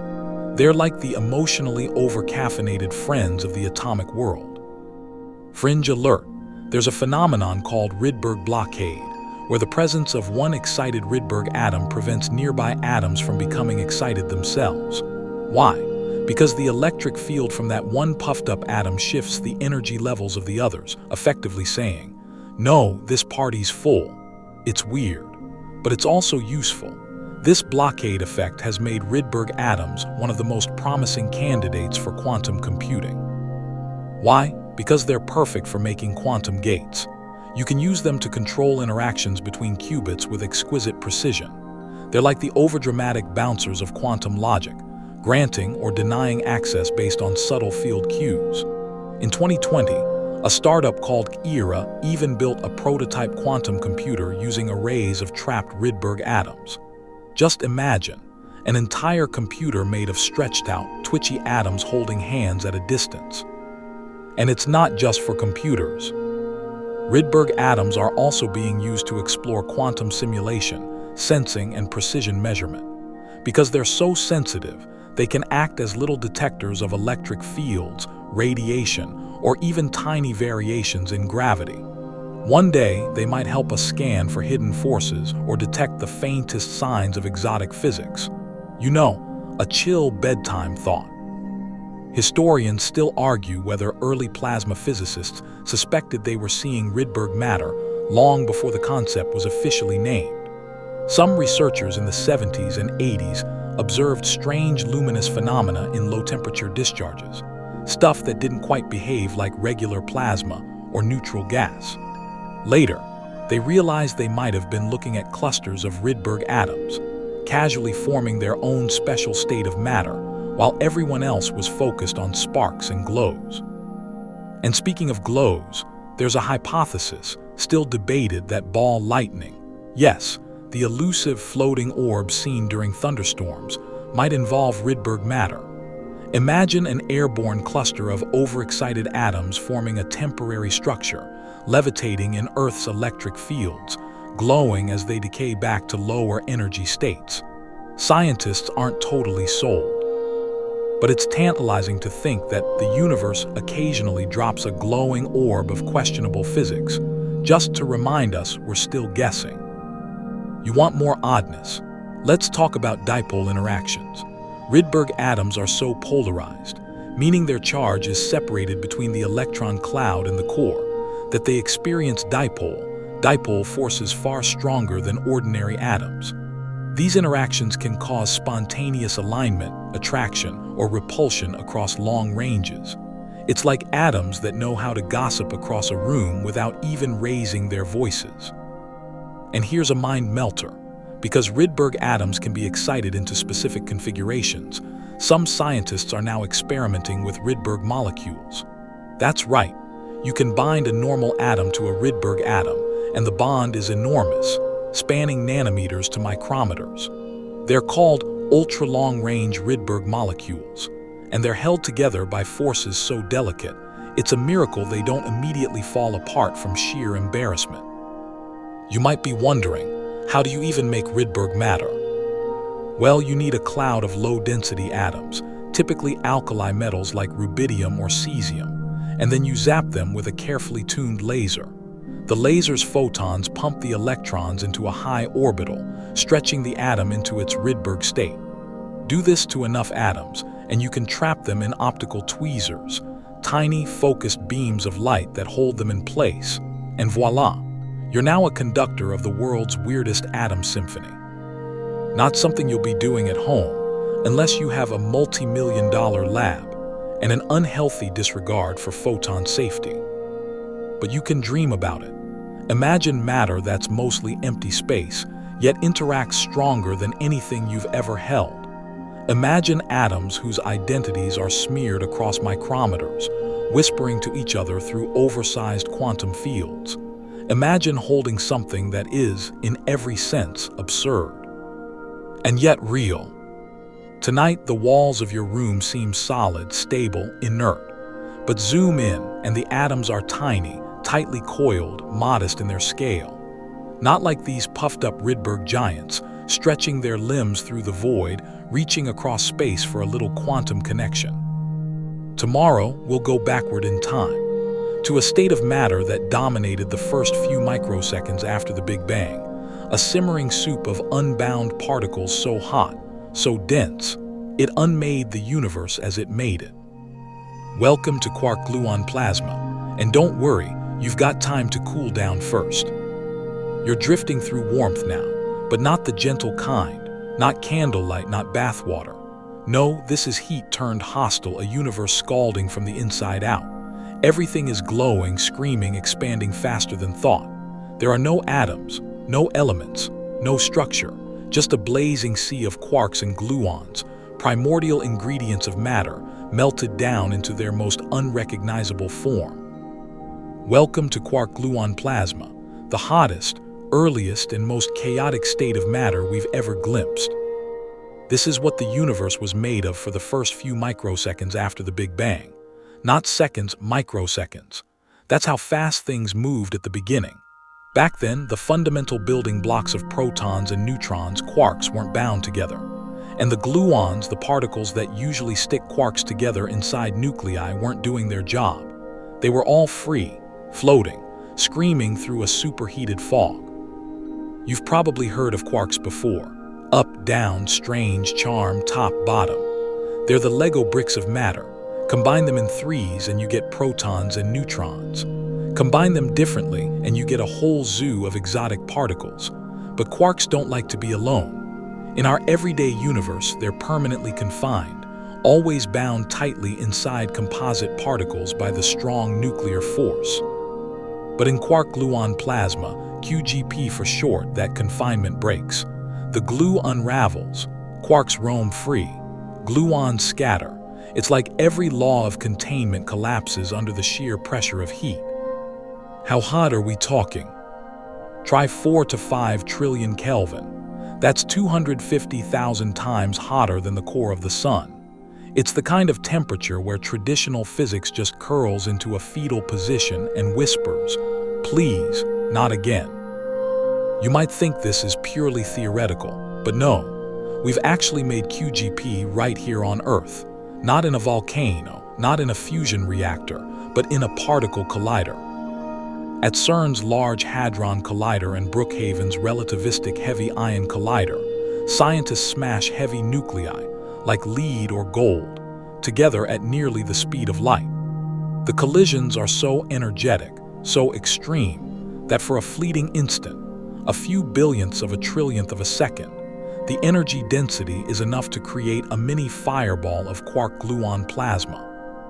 And then just as quickly it cools, the quarks rebind, the gluons fall back into line, the fireball collapses into a hail of new particles, but for that one moment, the early universe returns. Historians still argue whether the 2005 Brookhaven results were the true, first, observation of QGP, or whether earlier Soviet experiments in the 1970s had stumbled on it without knowing. Either way, QGP is now firmly on the menu of real, observable matter states. And it's weird. You'd think a plasma of free quarks and gluons would behave like a gas, but QGP doesn't act like a gas. It acts like a perfect liquid, a nearly frictionless fluid with incredibly low viscosity. When physicists expected a messy explosion of particles, they got elegant elliptical flow patterns, as if the fireball rippled like honey. It's one of the strangest and most beautiful surprises in modern physics, chaos that flows like silk. Theorists explain this behavior using quantum chromodynamics, QCD, the theory that governs the strong force. In this model, quarks carry a property called color charge, and gluons act like springs connecting them. At high enough energies, the springs stretch and break, flooding the system with more gluons. The QGP becomes not just hot, but densely populated with interaction. And here where it gets poetic. As the universe cooled after the Big Bang, QGP condensed into hadrons, protons, and neutrons within about 10 microseconds. That's when matter as we know it began to form. That's when the building blocks of atoms assembled for the first time. The quark soup settled into particles, particles into atoms, atoms into stars. But deep inside neutron stars, it may never have stopped. Neutron stars are the densest known objects in the universe that haven't gone full black hole. They're so compressed that atoms are squeezed into neutrons, and even those neutrons might collapse into a quark soup core, a remnant of QGP held in eternal limbo by gravitational pressure. We're not sure. Observations from gravitational waves and X-ray emissions suggest it's possible, but until we send a probe into a neutron star, which, let's be honest, won't happen this week, we're left guessing. Still, QGP isn't just about the past. Understanding how it behaves could unlock new insights into phase transitions in quantum fields, or even help test models of the early universe. There are similarities between QGP behavior and theories in string theory and black hole physics. In fact, the math used to describe QGP has surprising overlap with holographic principles, ideas where gravity and quantum mechanics meet on strange, curved surfaces. Fringe alert. Some researchers are investigating whether QGP-like states could be mimicked in condensed matter systems or simulated using ultra-cold atoms in optical traps. As always, the lines between early universe and cutting-edge lab are blurring. And there's one last rabbit hole: strangeness enhancement. In normal particle collisions, strange quarks are rare, but in QGP they become far more common. It's as if the soup encourages weirdness. Some scientists suggest this might lead to stable, exotic particles like strangelets, ultra-dense, strange matter nuggets that could be more stable than ordinary matter. If such a thing exists and makes contact with normal matter, it could theoretically convert it into more strange matter. Yes, that's the premise of one of the scarier end-of-the-world ideas. But no, you don't need to worry. We've created QGP in labs and we're all still here. So tonight, as your body settles into warm, low-energy peace, remember that you're made of particles that once lived in a firestorm. Your atoms are the cooled remains of a plasma that once seethed hotter than the sun. The structure of your bones, the breath in your lungs, the pulse in your wrist, all made possible by a universe that chose to cool. But what if some matter didn't cool down into normal atoms? What if something stayed strange? Sleep tight, because next, we meet the glitter bombs of theoretical physics, matter that could, in theory, eat the world. Time to talk about strangelets. You wake in a moment of stillness, wrapped in the comfort of matter that mostly behaves. Your walls stay where they are. Your bones keep their density. The bed doesn't dissolve into quarks mid-sleep. Everything is, reassuringly, normal. But not everything has to be. Somewhere deep in the realm of theoretical physics lurks a possibility so unsettling it sounds like a bedtime story meant to keep you awake. A form of matter that's more stable than what you're made of. A nugget of densely packed strangeness that, if dropped in the wrong place, might start converting all nearby matter into itself. Let's talk about strangelets. These aren't things we've found. Not yet. They exist, if they exist at all, purely in theory. But they're the kind of theory that gives physicists long, thoughtful pauses, because strangelets are a proposed form of strange matter, a denser, possibly more stable version of what makes up your atoms. If normal matter is folded laundry, strange matter is a vacuum-sealed suitcase full of compressed clothes, and then some. Here's the backstory. When you look inside protons and neutrons, you find quarks, usually 2 up quarks and 1 down for a proton, or 2 downs and an up for a neutron. Under normal circumstances, these quarks are locked inside particles by the strong nuclear force. But under extreme pressure and temperature, say, inside a neutron star or during a high-energy particle collision, those quarks might break free, forming a quark-gluon plasma like the one you just swam through in the last section. Now suppose that plasma cools, but instead of recombining into ordinary protons and neutrons, it reorganizes into something else, a quark nugget, made not just of up and down quarks, but also of strange quarks. These particles are heavier, rarer, and a little more aloof in the world of particle physics. But under the right conditions, a combination of up-down and strange quarks might actually be more stable than the matter in your kitchen table. That combination is what we call strange matter, and a chunk of it, that's a strangelet. It's theorized that strangelets could come in many sizes, from microscopic particles to objects weighing kilograms or more. And here, where it gets dicey, if strangelets are more stable than normal matter, they could theoretically catalyze a conversion. That is, touch a strangelet to normal matter and it might turn that matter into more strange matter, like glitter but terrifying. One tiny speck, and suddenly your Earth is turning into a dense, silent, alien sphere. This idea was popularized in the early 2000s when scientists began smashing heavy ions together at particle colliders. Could these collisions create strangelets? And if so, what then? Cue the doomsday headlines. Some worried that Brookhaven's RHIC or CERN's LHC might accidentally spawn a strangelet that would eat the planet. To be clear, the probability of this is absurdly low. Lower than low, practically non-existent. If strangelets were that easy to make and that dangerous, the universe would have done it already. Cosmic rays slam into celestial bodies with far more energy than we can generate in a lab, and the Earth hasn't turned into a quark meatball. So, we're probably good. Still, the idea persists because it's elegant, frighteningly so. A form of matter that is denser, more stable, and more natural than what we're made of.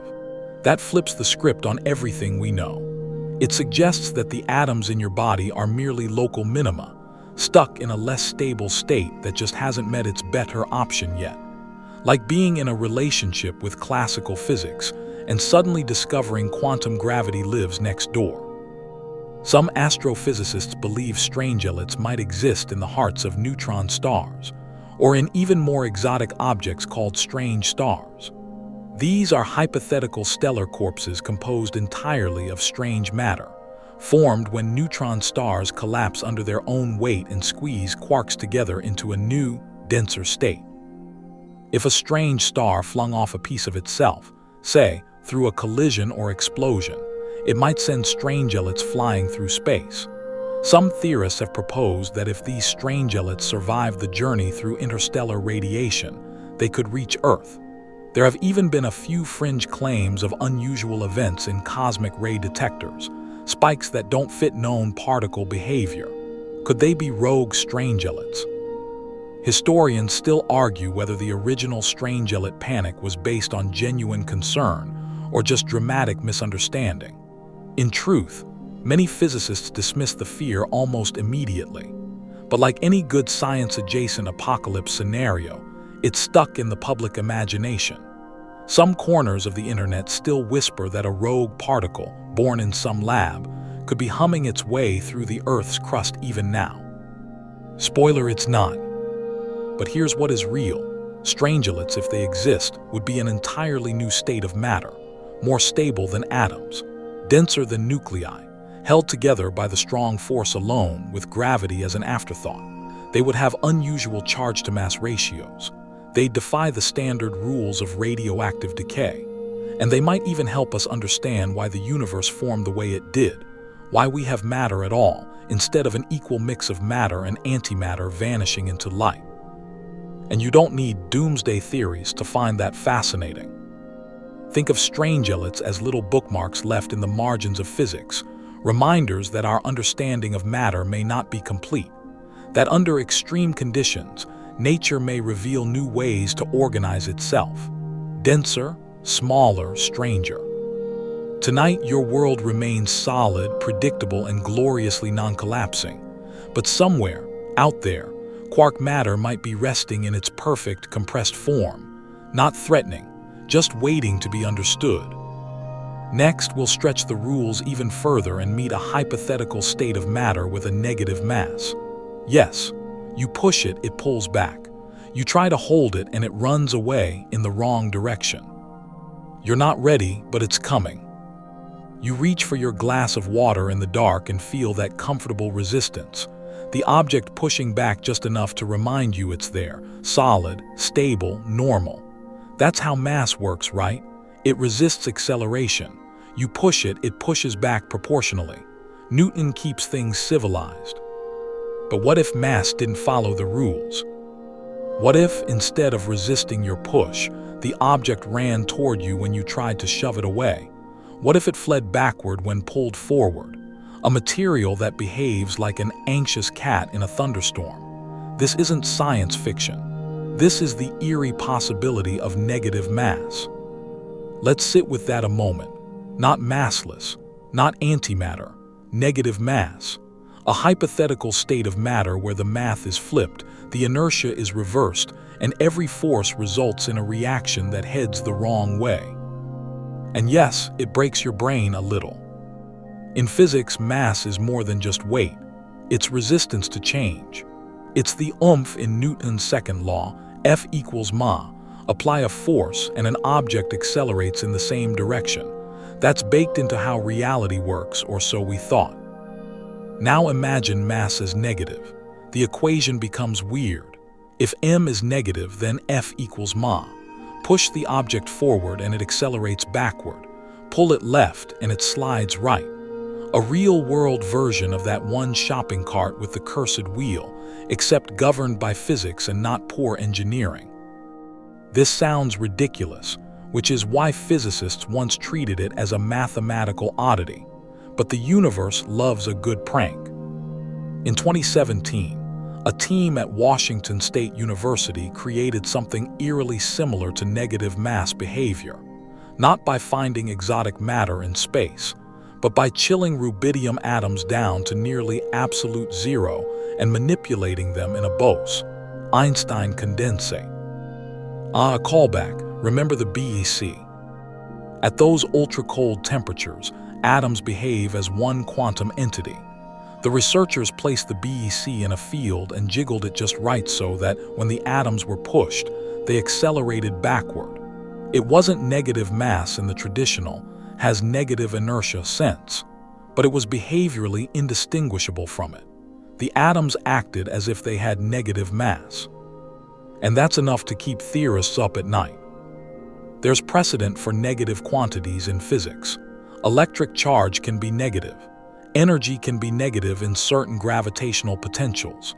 Even temperature can be negative, in a very specific quantum sense, mind you, not colder than absolute zero, but hotter than infinity, which is a headache for another time. But mass, we've never confirmed naturally occurring negative mass, and yet general relativity doesn't explicitly ban it. Einstein's equations allow for it technically, and that has consequences. Imagine a clump of negative mass next to a clump of positive mass. The positive mass attracts the negative mass as usual, but the negative mass, due to its flipped inertia, repels the positive mass.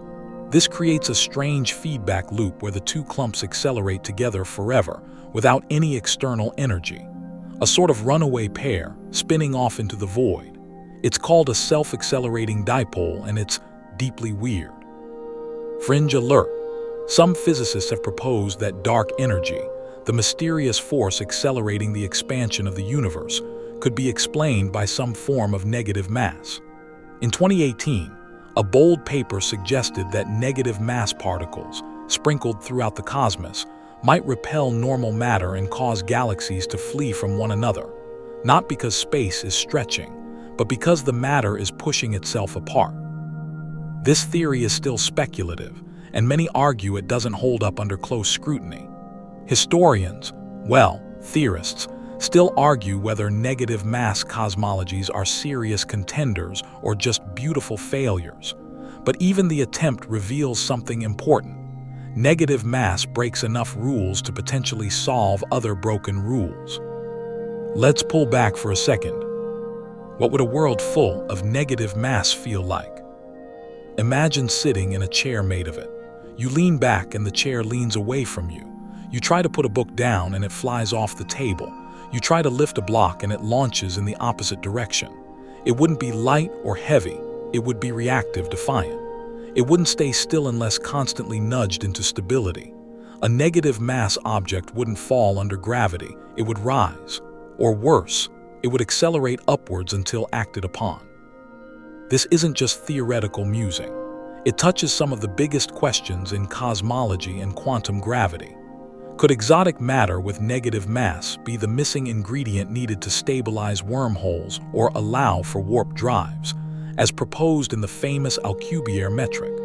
Could negative mass counteract positive mass gravitational pull, creating structures that resist collapse? Possibly, maybe, no one knows. But here's what we do know. If negative mass exists, it would change everything. It could be used to create gravitational shielding, energy extraction systems, or forms of propulsion that violate our current understanding of Newtonian mechanics. It would be like discovering a fourth lever, a fifth wheel, a new direction in space. Of course, there are caveats. Negative mass would likely be unstable. It might annihilate with positive mass in unpredictable ways, or generate field interactions that spiral out of control. Containing it would be problematic, to put it mildly. But that hasn't stopped scientists from hunting for signs. Some experiments in quantum field theory have explored effective negative mass, situations where fields behave as though mass is negative, even if the actual particles involved aren't. These tricks, these pretend negative masses, are useful for building models of otherwise impossible behavior. It's a reminder that matter doesn't always follow the classical script. Sometimes it improvises. Tonight, your world obeys the rules. Mass resists acceleration, pushes return pushes. You're surrounded by compliant atoms that know their place.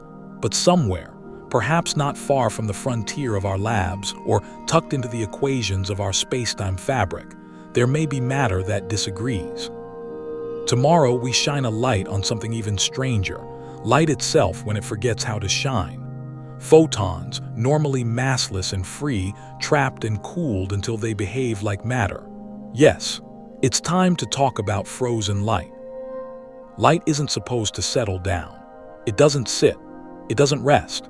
It races through space at 299,792,458 meters per second, full of itself, proud of its lack of mass, immune to the slow drag of friction and inertia. Light is your cosmic messenger, bouncing off mirrors, slipping through windows, dancing through fiber optic cables like a caffeinated ballerina. So what happens when light stops dancing? When it chills out, slows down, and becomes something else entirely. Welcome to the quiet, eerie state of matter known as the photonic BOS, Einstein condensate, or more casually, frozen light.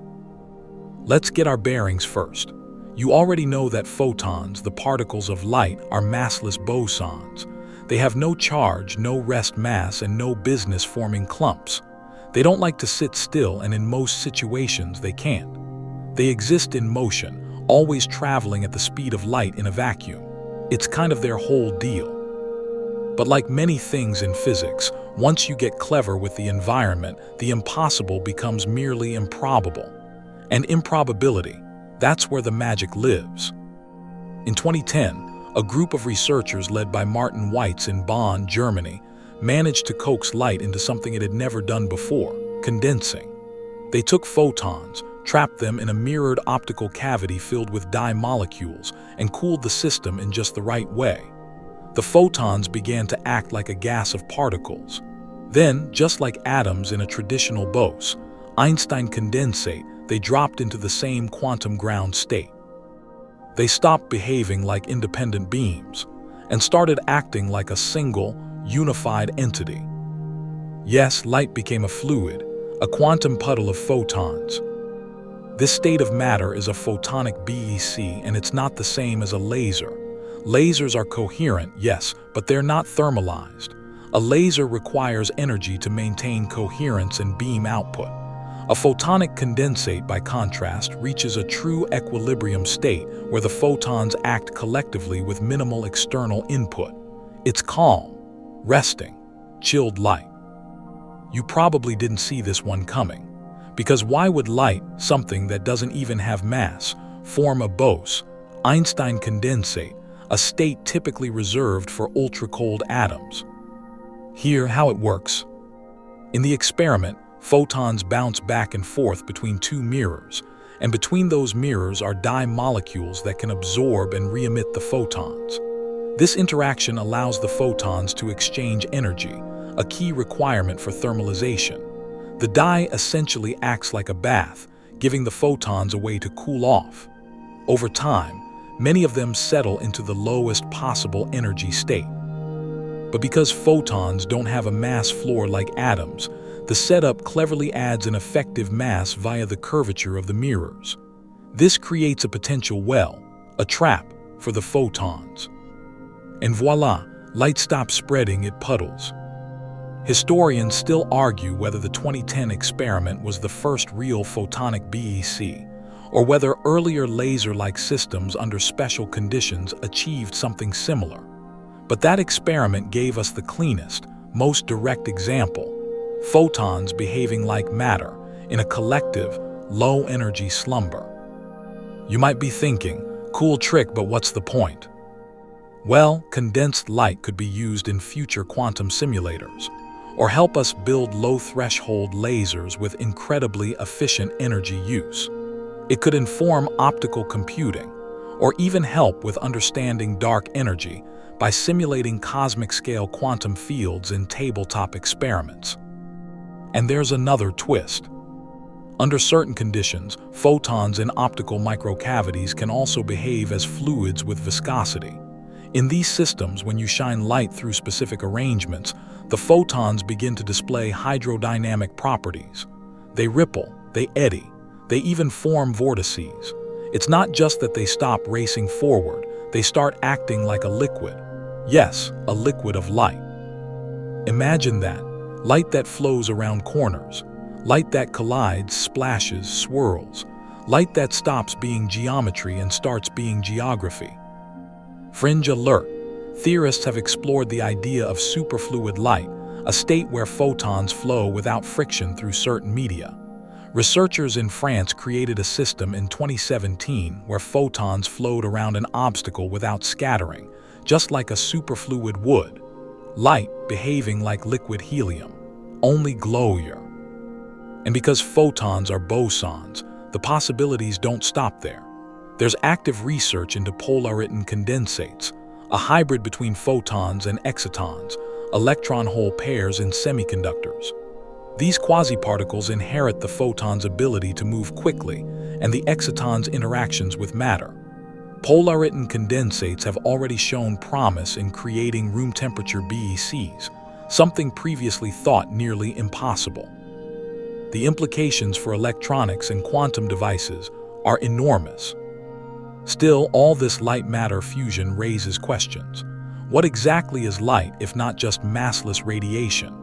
If we can trap it, condense it, make it ripple like fluid or slosh like milk, does it blur the line between force and form? Is it fair to keep calling photons massless when we've found ways to give them effective mass? Physicists, of course, love this. It's like finding out your most dependable constant. Good old C, the speed of light, isn't so constant after all once you start fiddling with environments. Refractive indices, gravitational fields, waveguides. Light can be slowed, bent, frozen. It's still light. But in these moments, it's also more than light. Tonight, your room is lit by photons whizzing through LEDs, bouncing off walls, soaking into your bedsheets. But somewhere in a quiet lab, some of those photons are curled up together, barely moving, whispering like a chorus of dreamers in the dark. And when we return, we'll look for matter that doesn't whisper, but hides. Matter we can't see. Matter we only know by the way it bends galaxies and refuses to play with light at all. Time to meet dark matter. You reach for the light switch and the room disappears into darkness. But even in that moment, when photons vanish, when vision stops, you're still surrounded. Not by air or silence, but by matter you can't see, can't touch, and yet absolutely cannot escape. It's pulling at you, at everything, gently, persistently. Welcome to the invisible kingdom of dark matter. Let's get the basic nightmare out of the way first. About 85% of the matter in the universe is not the kind you're made of. Not atoms, not molecules, not particles that emit or reflect light. It's something else. Something that doesn't glow, doesn't scatter photons, doesn't show up in telescopes, but does have mass and does exert gravity. This is not a fringe theory. It's the only explanation that fits the observations we've been making for nearly a century. Dark matter was first hinted at in the 1930s by astronomer Fritz Zwicky, who was studying galaxies in the Coma cluster. He noticed something strange. The galaxies were moving far too fast. If the only mass in the cluster was from stars and visible gas, Everything should have flung apart like a badly packed suitcase. But it didn't. The cluster held together. Zwicky concluded that there must be missing mass, which he called Dunkelmaterei, or dark matter. Historians still argue whether Zwicky's early claims were taken seriously at the time, or whether his famously grumpy personality made his ideas easier to ignore. Either way, decades later, astronomers like Vera Rubin provided airtight evidence. Rubin studied the rotation curves of spiral galaxies. The outer stars, far from the center, were orbiting just as fast as those near the middle. According to Newton, they shouldn't be. There wasn't enough visible mass to account for the motion. The only explanation: there's more out there than meets the eye. And it's everywhere. Dark matter surrounds galaxies in vast halos. It dictates how galaxies form, how they cluster, and how they dance through cosmic time. It's the scaffolding of the universe, the bones that shape the distribution of everything else. Without dark matter, there'd be no stars, no galaxies, no planets, no bedtime stories about either. But what is it? Well, that's the part that keeps physicists packing at 3 a.m. We know what it is. It's not made of protons, neutrons, or electrons, at least not in familiar combinations. It's not just a lot of faint stars or black holes, collectively known as machos, massive compact halo objects. That was a popular theory in the 1990s, but gravitational lensing surveys have mostly ruled them out. It's not ordinary gas or dust. That stuff would glow in infrared or block starlight, and we'd see it. Which brings us to the current best guess: WIMPs, weakly interacting massive particles. These hypothetical particles would have mass but barely interact with normal matter. Billions could be passing through your body right now, and you wouldn't feel a thing. They'd slip through the earth, through your pillow, through atoms themselves, like shy ghosts avoiding eye contact. Scientists have built ultra-sensitive detectors, often buried deep underground, to catch even the rarest collision between a WIMP and an ordinary atom. These include liquid xenon tanks chilled to cryogenic temperatures and shielded by mountains of rock. Results so far: frustratingly quiet. No confirmed hits, just a long, suspenseful silence. There are other contenders too. Axions, ultralight particles that might solve multiple physics puzzles at once. Sterile neutrinos, hypothetical cousins of the known neutrinos, even less sociable than their already standoffish kin. There's also superfluid dark matter, fuzzy dark matter, self-interacting dark matter, and about 15 other variations that stretch from elegant to what if we just did mushrooms. And then there's the truly radical possibility. Maybe dark matter isn't matter at all. Maybe gravity itself is wrong. Some physicists have proposed that our equations, specifically Newtonian and Einsteinian gravity, break down at galactic scales. This idea, called modified Newtonian dynamics, or MOND, tries to explain galaxy rotations without invoking invisible mass. But while MOND can match some observations, it falls apart on cosmic scales. The cosmic microwave background, for example, all but demands dark matter to make sense. Because dark matter doesn't just influence motion, it shaped the early universe. Tiny fluctuations in the hot plasma of the young cosmos left behind patterns, ripples in the CMB. And those ripples match predictions only if dark matter was already present, already clumping, already tugging at baryonic matter, and helping it collapse into the structures we now call galaxies. It's written into the background radiation of the cosmos, into the gravitational lensing we observe when light bends around unseen mass, into the large-scale structure of galaxy clusters. Dark matter is invisible, but not silent. And here, where it gets intimate. You are, right now, immersed in a sea of dark matter. The Earth orbits the Sun orbits the Milky Way, and the Milky Way drifts through a halo of dark matter particles. These ghostly passers-by stream through you like cosmic neutrinos, unbothered by your atoms, your walls, your dreams. They've been doing this your whole life. If dark matter has any interactions beyond gravity, if it so much as nudges a nucleus, it might one day be caught. And when that happens, it won't just be a discovery. It'll be a revelation. Like turning on a light in a house you've lived in your entire life and seeing, for the first time, that the furniture was never where you thought it was. And so tonight, as you drift off, remember, the universe you know, the atoms, the stars, the light, is just a fraction of what's out there. The rest is hiding, patiently, massively. But don't worry. Tomorrow we dive into even stranger terrain. Deep beneath the surfaces of icy planets, water takes on forms that defy intuition. Ice that burns, ice that sinks, ice that doesn't melt when it should. It's time for exotic ice. You might think you know ice. It clinks in your glass, crunches underfoot, crystals on your window pane. Cold, solid, and harmless, ice is what happens when water takes a nap. But that's just the version you get in your freezer. Out there in the deeper corners of the cosmos, water freezes into far stranger shapes. It warps, twists, rearranges. It burns without melting. It sinks instead of floating. It becomes something else. Welcome to the world of exotic ice, where water reveals just how weird it can get when the pressure's on. Let's start with something that should shake your confidence in snow days. Scientists have identified at least 20 distinct phases of ice. Yes, 20. And that's just what we've found so far. Each one forms under different combinations of temperature and pressure, and each has a unique crystal structure, like water's way of collecting alternate personalities. The stuff in your freezer, that's ice eye, specifically ice eye, the familiar hexagonal form with those delicate six-pointed snowflakes. But cool water slowly under high pressure, and you'll start unlocking the rest of the cast. At slightly higher pressure, you get ice II, which is denser and more ordered. Push harder and the sequence continues. Ice III, ice V, ice VI, all the way up through ice VII, ice VIII, and beyond. Each one is like a different configuration of hydrogen and oxygen atoms playing Tetris under stress.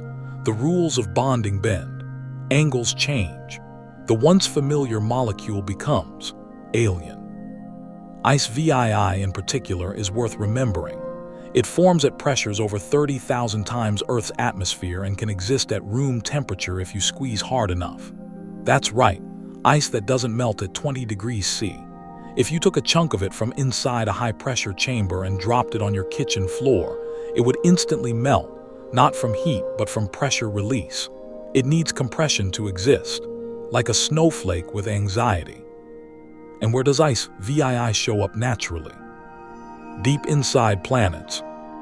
Under the crushing gravity of large icy moons, think Ganymede or Europa, or within the mantles of water-rich exoplanets, ice VII might be as common as granite is on Earth. Even Neptune and Uranus, those pale blue gas giants, likely harbor layers of exotic ice miles thick, but not just frozen crusts. No. Underneath, you'll find water squeezed into strange solids, structured more like minerals than anything you'd ever call ice. Historians still argue whether the early models of these ice phases were accurate. Many were based on extrapolations from lab experiments using diamond anvil cells, devices that trap samples between two tiny diamonds and apply astronomical pressure. It's a lab setup worthy of a James Bond villain. But instead of building death lasers, scientists use it to torture water. And sometimes they get ice that burns. No, really. There's something called methane clathrate, or fire ice, a crystalline lattice of water molecules that traps methane gas inside. Found at the bottom of Earth's oceans and in permafrost, this icy compound looks like snow, but if you light it, it burns with a soft blue flame. The ice melts as the methane escapes and combusts. It's both cold and combustible, proof that opposites don't just attract, they sometimes explode. Fire ice is also a potential energy source. Immense deposits exist under the ocean floor, but it comes with risks. Warming climates could destabilize these frozen methane reserves, releasing a powerful greenhouse gas into the atmosphere.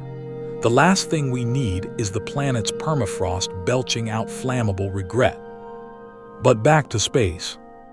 On exoplanets far larger than Earth, super-Earths, or water worlds, ice phases we've never seen before might dominate. Theoretical models predict the formation of Ice X and even Ice XVII, with bizarre proton-sharing structures where hydrogen atoms lose their identity and bounce freely between oxygen neighbors. Think about that.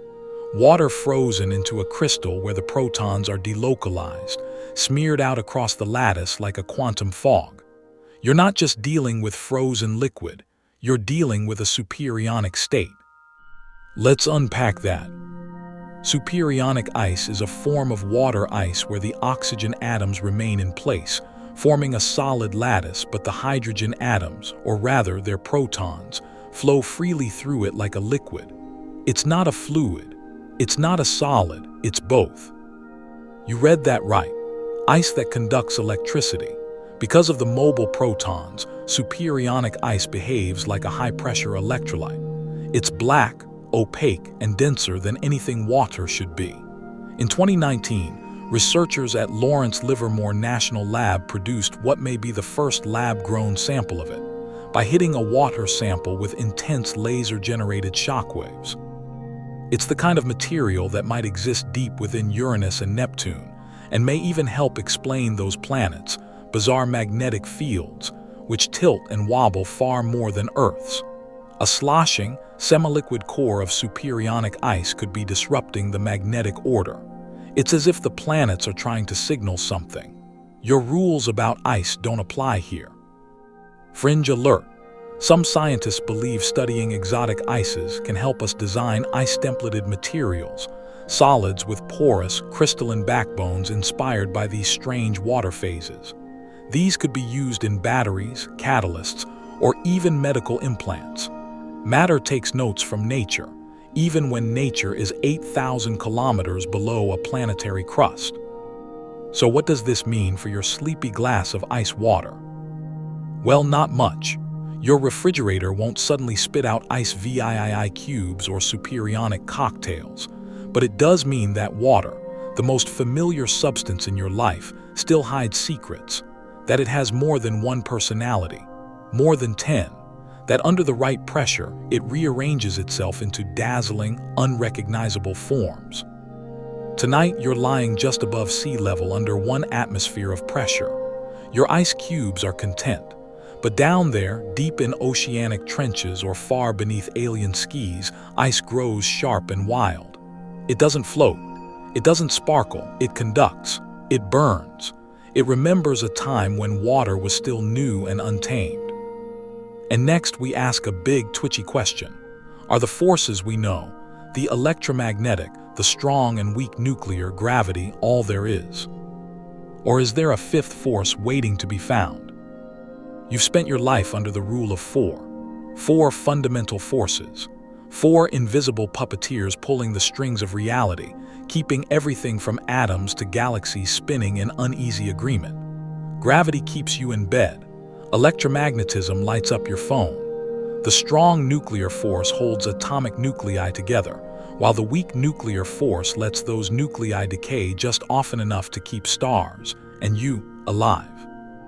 It's a tidy system, neatly categorized, comfortable. Too comfortable. Because not everyone agrees the universe is finished writing its user manual. Some researchers are quietly, persistently asking, what if there's a fifth force? Let's back up. The 4 known forces each have a clear role. Gravity is the weakest, but it has range. It works over galaxies. Electromagnetism runs your life. Light, magnetism, electricity, thank you, photons. Strong nuclear force binds protons and neutrons together inside the atomic nucleus, making atoms possible. Weak nuclear force is the reason radioactive decay happens, and without it, stars couldn't burn hydrogen into helium. Each of these forces has its own carrier particles, equations, and experimental evidence. They are, as far as we can tell, the bedrock of physical law. But now imagine a force that doesn't belong to that tidy group. A force that hides in shadows or emerges only in specific conditions. A force that's fifth. You might think it sounds like science fiction, and you wouldn't be alone, but we've been poking at the edges of this idea for decades. In 1986, a team at the University of California, Irvine, stirred up the physics world by claiming they'd found hints of a new gravity-like force acting over short distances. Their experiments involving beryllium and copper masses showed anomalies in how the elements interacted. Was it experimental error? Maybe. Later studies were inconclusive. The claim faded, but the idea stuck. More recently, researchers at the Institute for Nuclear Research in Hungary made headlines in 2016 and again in 2019. They were studying the decay of excited beryllium-8 nuclei and noticed an unexpected bump in the data, a small excess of electron-positron pairs emerging at a strange angle, not easily explained by known forces. They proposed the existence of a new boson. With a mass around 17 MeV, they even gave it a nickname, the X17 particle. If real, X17 could be the carrier of a previously unknown force, something that only reveals itself under very specific nuclear conditions, something shy, elusive, and possibly connected to dark matter. Historians, particle physicists, still argue whether the X17 bump is a discovery, a statistical fluke, or the result of unaccounted-for background noise. Several groups have tried and failed to replicate the finding, but a few labs are still chasing it, convinced that where there's smoke, there might be quantum fire. Even if X17 doesn't hold up, it won't be the end of the fifth force hunt. There are other trails. Some models of physics beyond the standard model predict fifth force mediators, particles that would slightly modify gravity or electromagnetism at small scales. These could explain why dark matter doesn't clump like normal matter, or why the universe's expansion rate, the Hubble constant, seems inconsistent depending on how you measure it. There's even a class of hypothetical particles called chameleons. Yes, seriously, that change their mass depending on the density of their environment. In high-density settings like Earth, they'd be heavy and undetectable. In the vacuum of space, they'd be light and influential. These particles could mediate a new kind of force that subtly changes how things fall or attract. It would be like gravity's weird little sibling, always adjusting its behavior depending on who's watching. And some of the most sensitive tests of gravity at millimeter scales, like torsion pendulum experiments and atom interferometers, are hunting for deviations from Newton's law. So far, gravity has behaved exactly as expected. But the closer we look, the more important small anomalies become. A blip at the 10th decimal place could be the whisper of a fifth force. But not all fifth force theories are spooky and new. Some arise from unification attempts, models that try to stitch the known forces into a single framework. Grand unified theories, GUTS, and string theories often predict new gauge bosons, particles that mediate yet undiscovered interactions. These extra forces might act only at very high energies or under extreme conditions, like the early universe or black hole boundaries. Even extra dimensions, as proposed in some versions of string theory, can give rise to new forces. Imagine a force that leaks into our 3D world from a higher dimensional space. It might look weak, patchy, even ghostly, but it could subtly affect particle interactions or the behavior of gravity at cosmic scales. Fringe alert. A few maverick researchers have proposed that fifth forces might be responsible for consciousness, telepathy, or the so-called psi effects. These ideas aren't widely accepted, but they highlight something about human nature. We're always trying to find a reason behind the unseen, a force to explain the gaps. Back to reality. Well, our best version of it. There are experiments ongoing right now that could tip the balance. CERN's NUS-64 experiment is hunting for light new bosons that interact faintly with ordinary matter. The Earth-Wash group in Washington is testing for tiny violations of the equivalence principle, which could suggest a fifth force. NASA missions and gravitational wave detectors continue refining our models of how matter moves through spacetime. So far, no smoking gun, but also no solid reason to stop looking. Because here's the thing, every time we thought we'd finished the list of forces, nature threw in one more. First there was gravity, then electricity and magnetism were unified. Then came the nuclear forces, strong and weak, and each one opened up a new chapter of physics. Maybe we're due for another. Tonight you feel only 4 forces at work. Gravity tugs you into your mattress. Electromagnetic fields keep your phone charging. Nuclear forces hold your body's atoms together, all accounted for. But somewhere, on the edge of a decay curve or in a particle's last flicker, there might be a fifth whisper. And tomorrow, we end with a blur, where the rules between solid, liquid, gas, and plasma fall apart entirely, where matter is just behavior and boundaries are a suggestion. You're lying still, cocooned in the familiar warmth of solid sheets, liquid blood, gaseous air, and the distant hum of glowing electronics. 4 states of matter surround you, each confidently labeled, categorized, and mostly behaved. But it's all a lie. The edges are blurrier than you've been told. Matter doesn't change states like flipping a switch. It melts, it supercools, it sloshes between forms, sometimes skipping entire phases just to be dramatic. And at the extreme ends of pressure, temperature, and quantum possibility, the neat boundaries fall apart entirely. Welcome to the state of matter, where states stop mattering. You've already seen some of this. Remember the supercritical fluid, that uncanny in-between where gas and liquid become indistinguishable. At the critical point, surface tension disappears. There's no sharp phase boundary. The fluid can seep, dissolve, and spread like a gas, while still carrying the density of a liquid. You can't say where one state ends and the other begins. It's the physics equivalent of a shrug. Water, for instance, reaches its critical point at 374 degrees C and 218 atmospheres of pressure. Push it past that and it becomes weird. It doesn't boil. It doesn't condense. It just is, a supercritical puddle of indecision.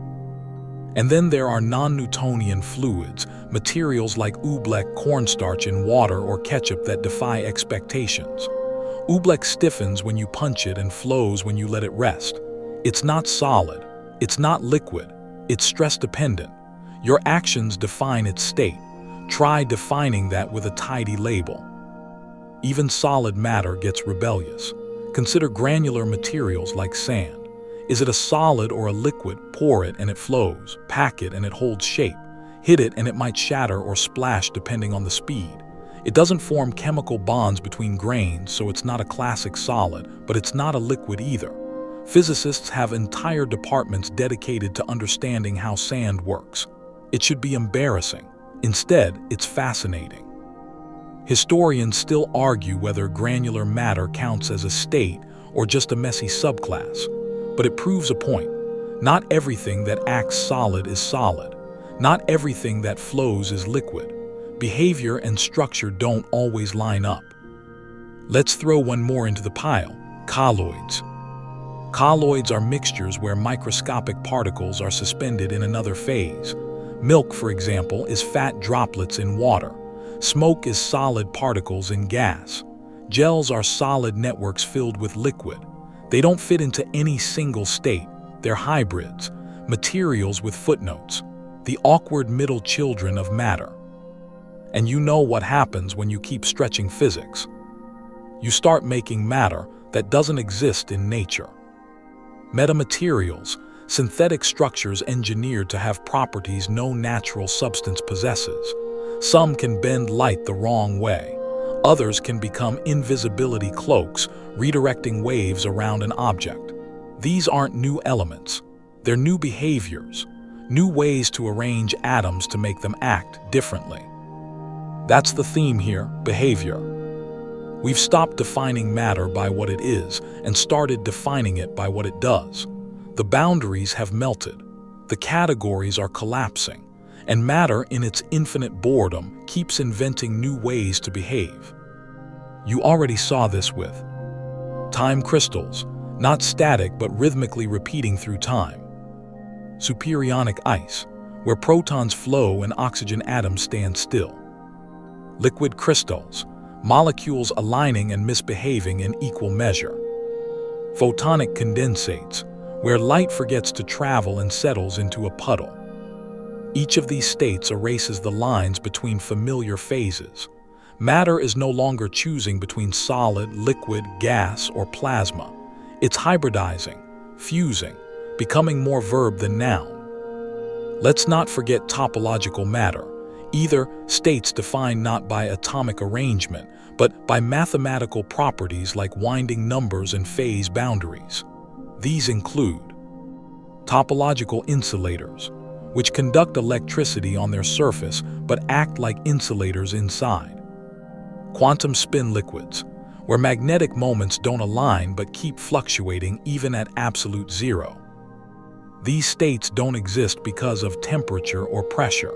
They exist because of how quantum fields organize themselves, and that's a whole new chapter of physics. Fringe alert, even quasi-particles like phonons, magnons, or excitons can sometimes mimic matter behavior without being real particles. They're emergent phenomena, ripples in other things. We use them to model heat, sound, and quantum effects. They act like matter. Sometimes they are matter, but they don't show up in your high school textbook. So where does that leave us? At the end of our journey with a strange, unavoidable truth, matter doesn't care about your labels. It doesn't respect the solid, liquid, gas, plasma diagram you memorized in school. It melts, morphs, tunnels, condenses, flows, pulses, and occasionally throws quantum tantrums. And it does so not as a fluke, but as a reminder that the universe is not made of states. It's made of conditions, of behavior under pressure. Matter isn't static, it's performance art, and every atom is just an actor waiting for the right stage. So tonight, as you lay warm in your very Newtonian bed, remember, the particles around you are only pretending to follow the rules. Given the right nudge, they might do something entirely new. And so might you. Now dim the lights, let go of the definitions, and let the boundary between dreams and matter dissolve.